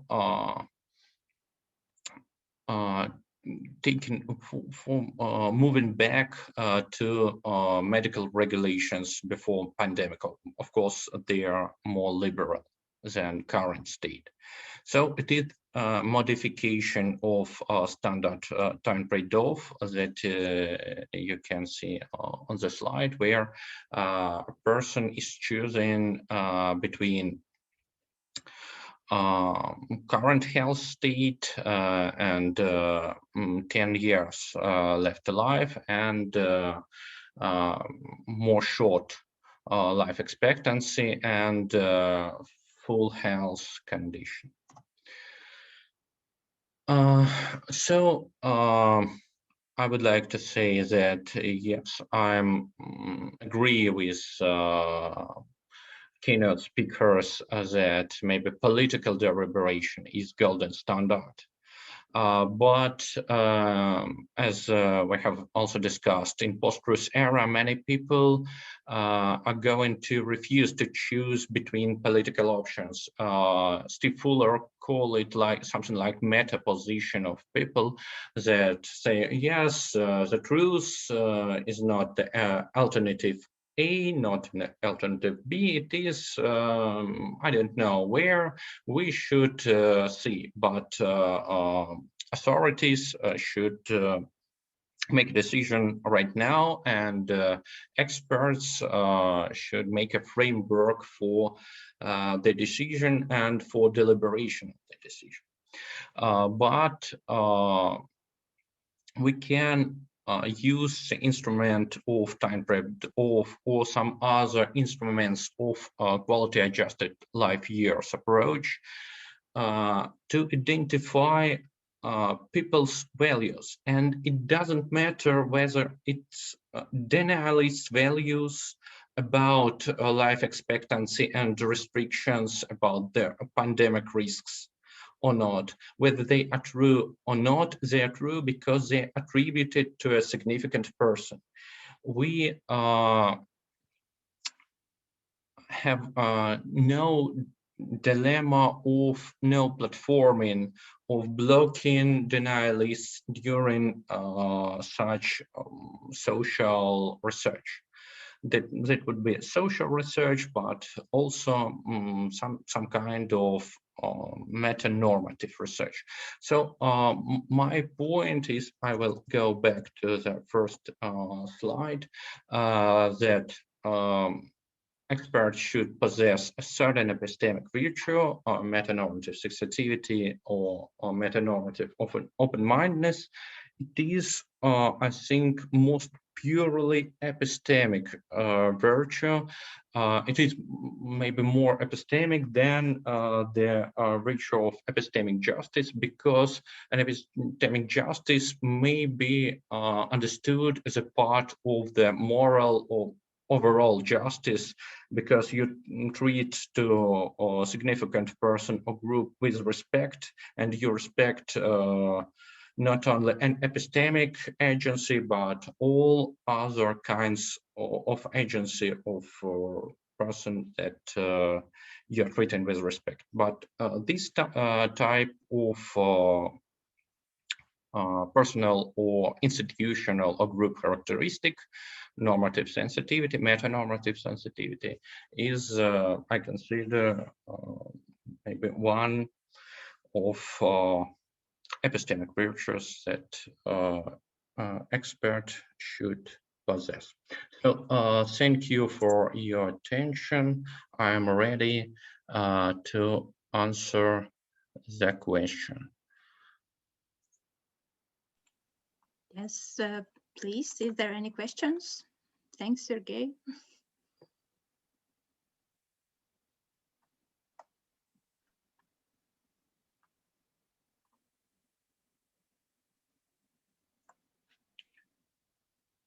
Okay, maybe I will ask one short question if I may. Okay.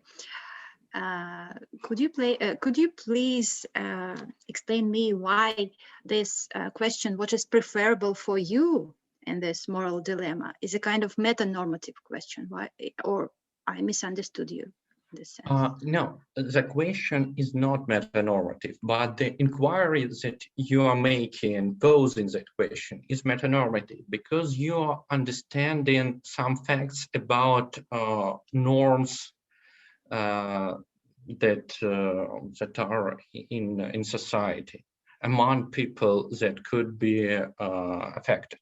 So the question is not meta-normative, but I've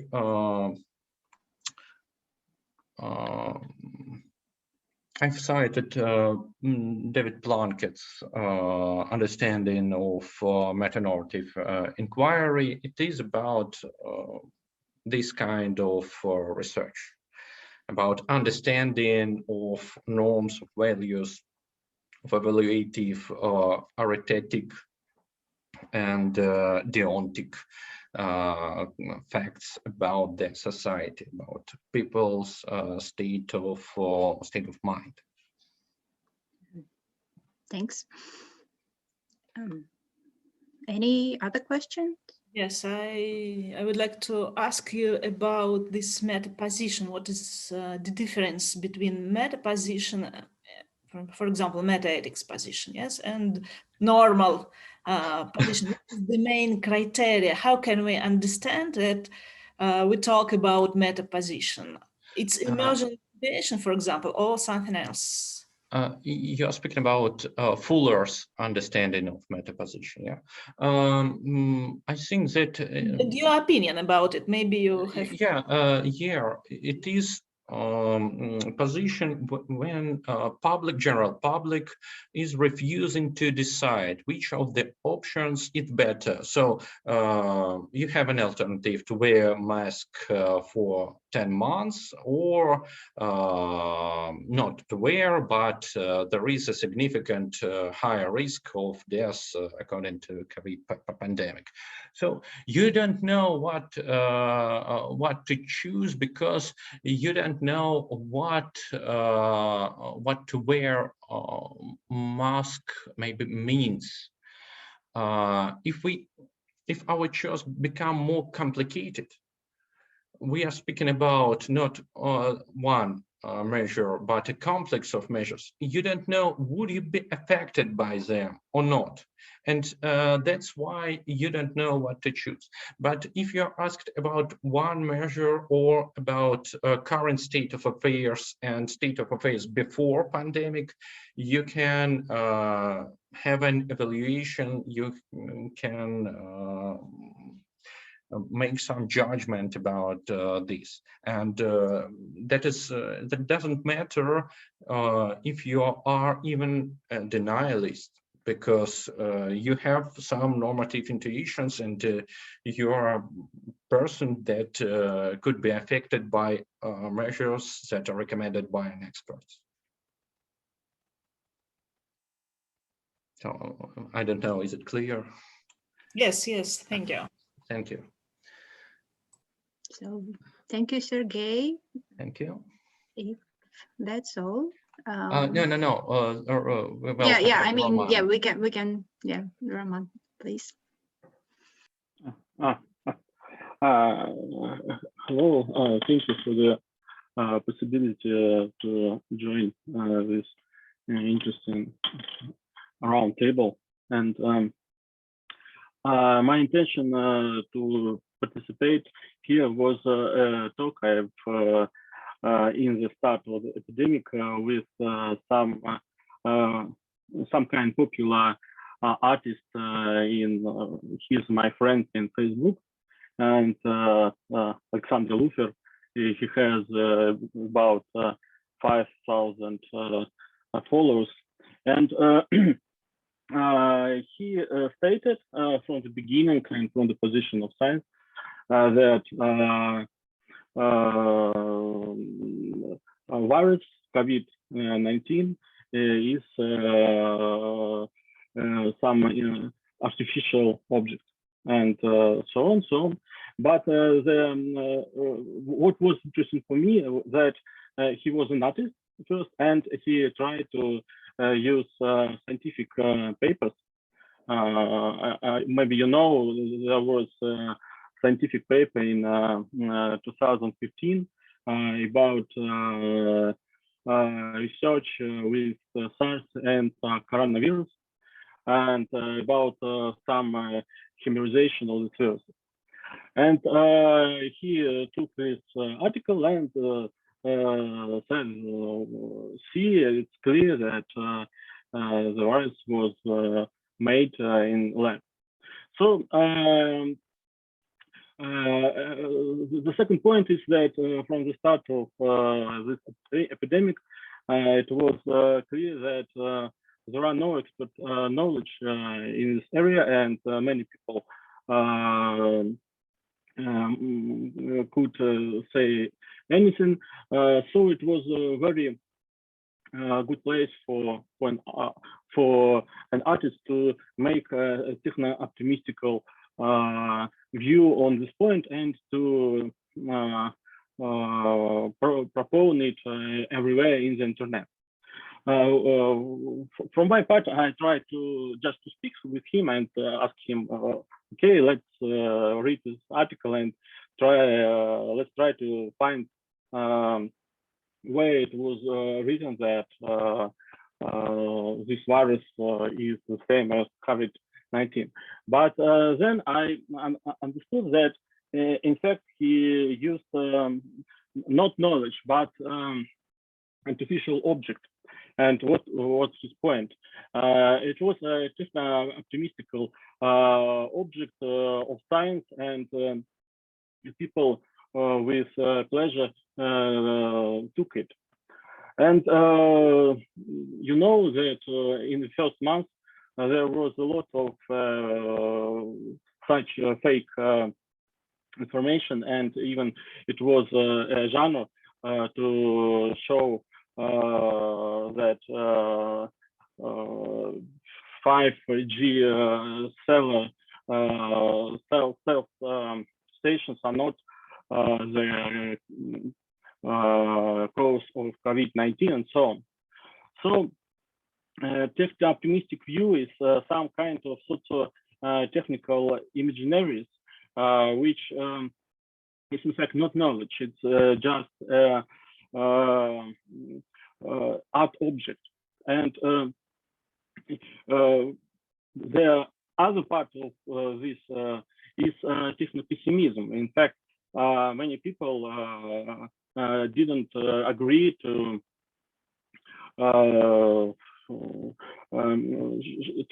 wear masks and to agree that COVID-19 exists at all.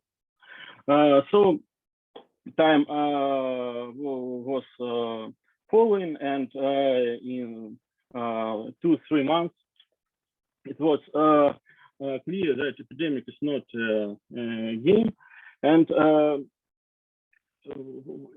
in fact experts started to use the same sort of technical imaginaries to show that mask is a very important thing to wear, and it is at this point just to follow this rule. And other people hesitated that no, we will not use masks, and we will just go on the street without any caring about viruses. So I think that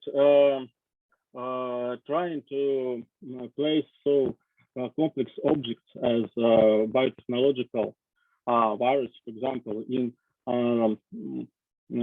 social space, and trying to make people understand what it is in fact is a very complex thing. If you see, for example, last article by Patton about socio-technical imaginaries and going to Mars, it is very, very important point of imaginaries is art, is placing in public how a rocket is starting and so on. Because the information is very very difficult, and in fact we see the same thing, for example, in biobanking, because people don't trust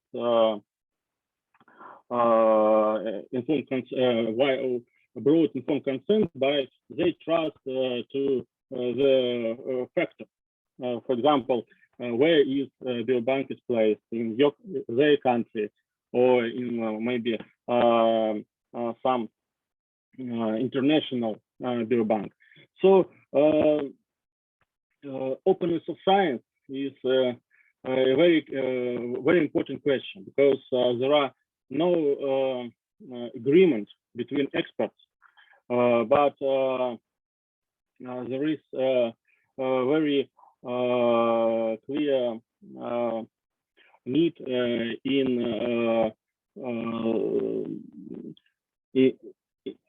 possibility to present science in some facts in factors which will be believable, and I think that this openness, this lessons of COVID-19 must be taken into account. This was my thinking and my report. Thank you.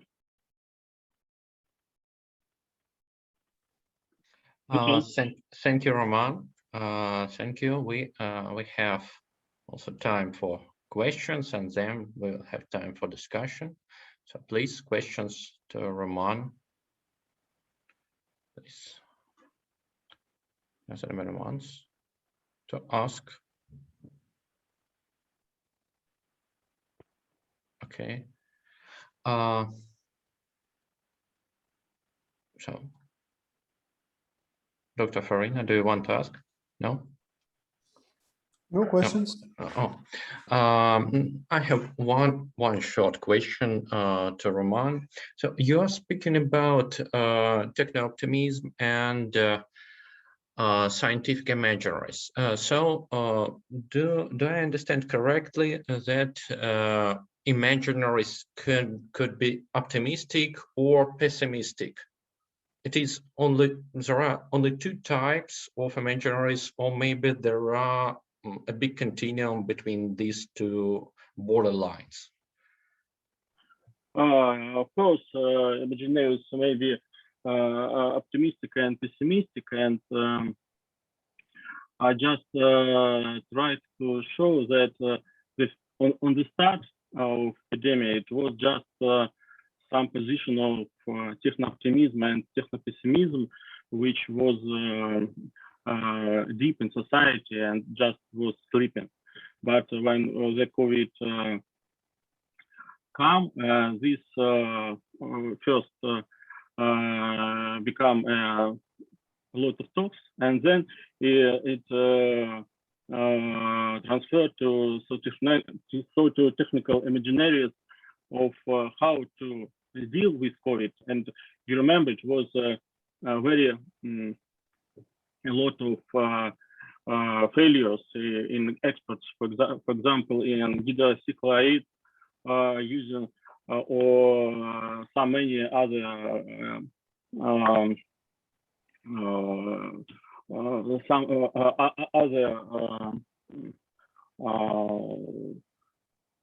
drugs, and hesitation, because hesitation was not exactly imaginary. It was in fact denialism, denial of science, denial of coronavirus, and so on. And it was also so it was some evolution from techno-optimism and techno-pessimism to technical imaginaries and just denialism, because you can interchange hesitations and denialism, in fact. Okay, thank you, Roman. So now, sorry, we have discussed more than 2 hours, but I would like, we're going to a conclusion, and now I would like to give a floor to our keynote speakers for their feedback. Maybe they would like to say a few words towards our opposing presentations and towards our questions and answers, please. You're welcome. Please, Professor Lavazza. Yes, you're welcome. Thank you. I appreciated very much all the talks. I think we all have raised very interesting issues today, and I think we need to work a lot on this topic of experts and post-truth denialism. As my sense is that it's very difficult to convince people to change their mind, and we desperately need new criteria in a broader sense. We need to find new ways to approach people. I don't mean the expert themselves, obviously. We have many people who are not ordinary people in the classic sense. I mean, we have teachers, for example, or executives, or policymakers at the local level, who are very important in the decision-making process in society, who are not sure at what sources look or rely on.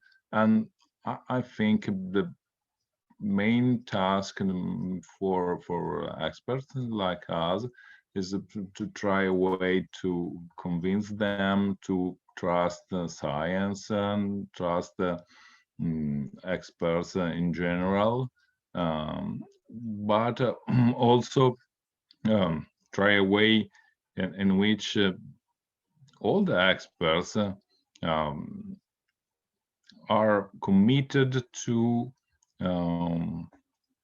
assess their own decisions, their own suggestions to politics, for example.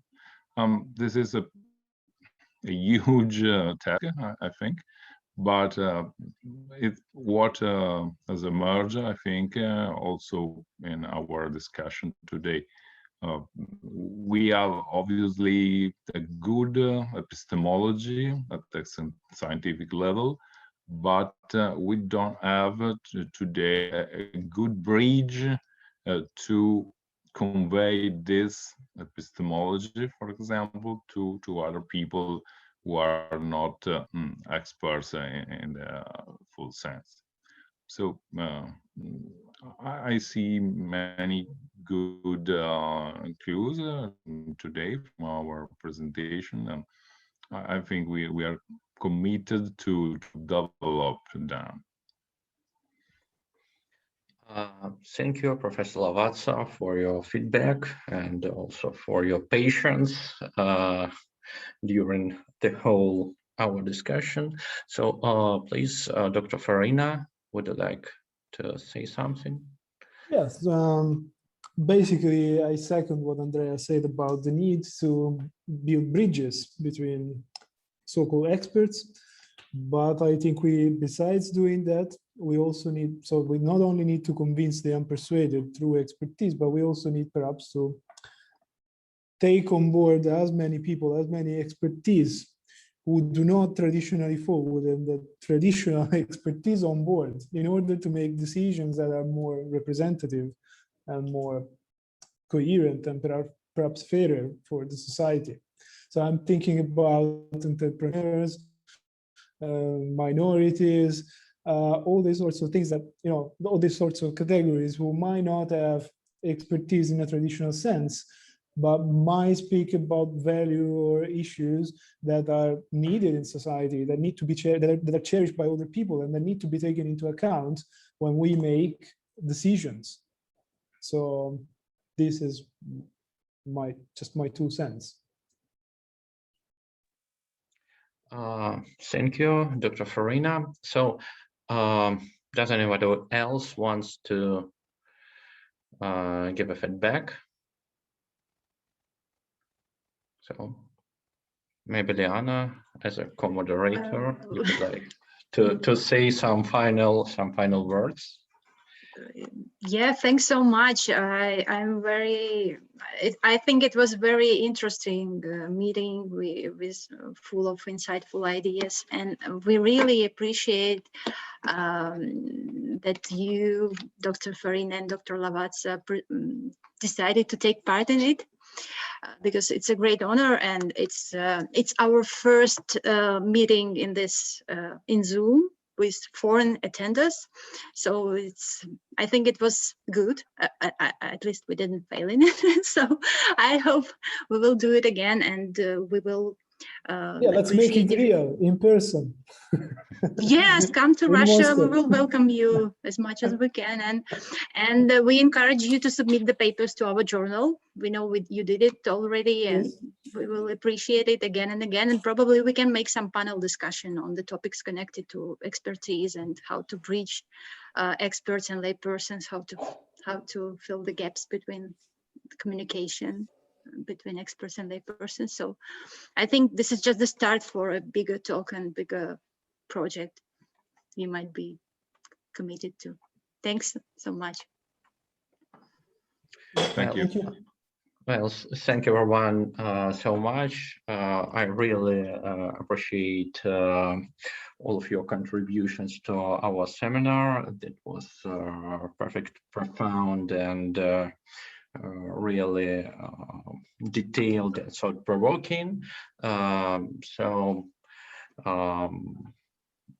I hope that we will go on discussion maybe in some other formats, as Liana told, maybe in the format of the articles of the panel discussion.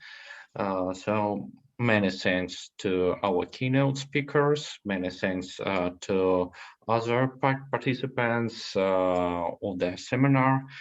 Thank you all, and have a nice day or evening. So thank you, and goodbye. Thanks so much. Thank you, everybody. Bye-bye. Thanks.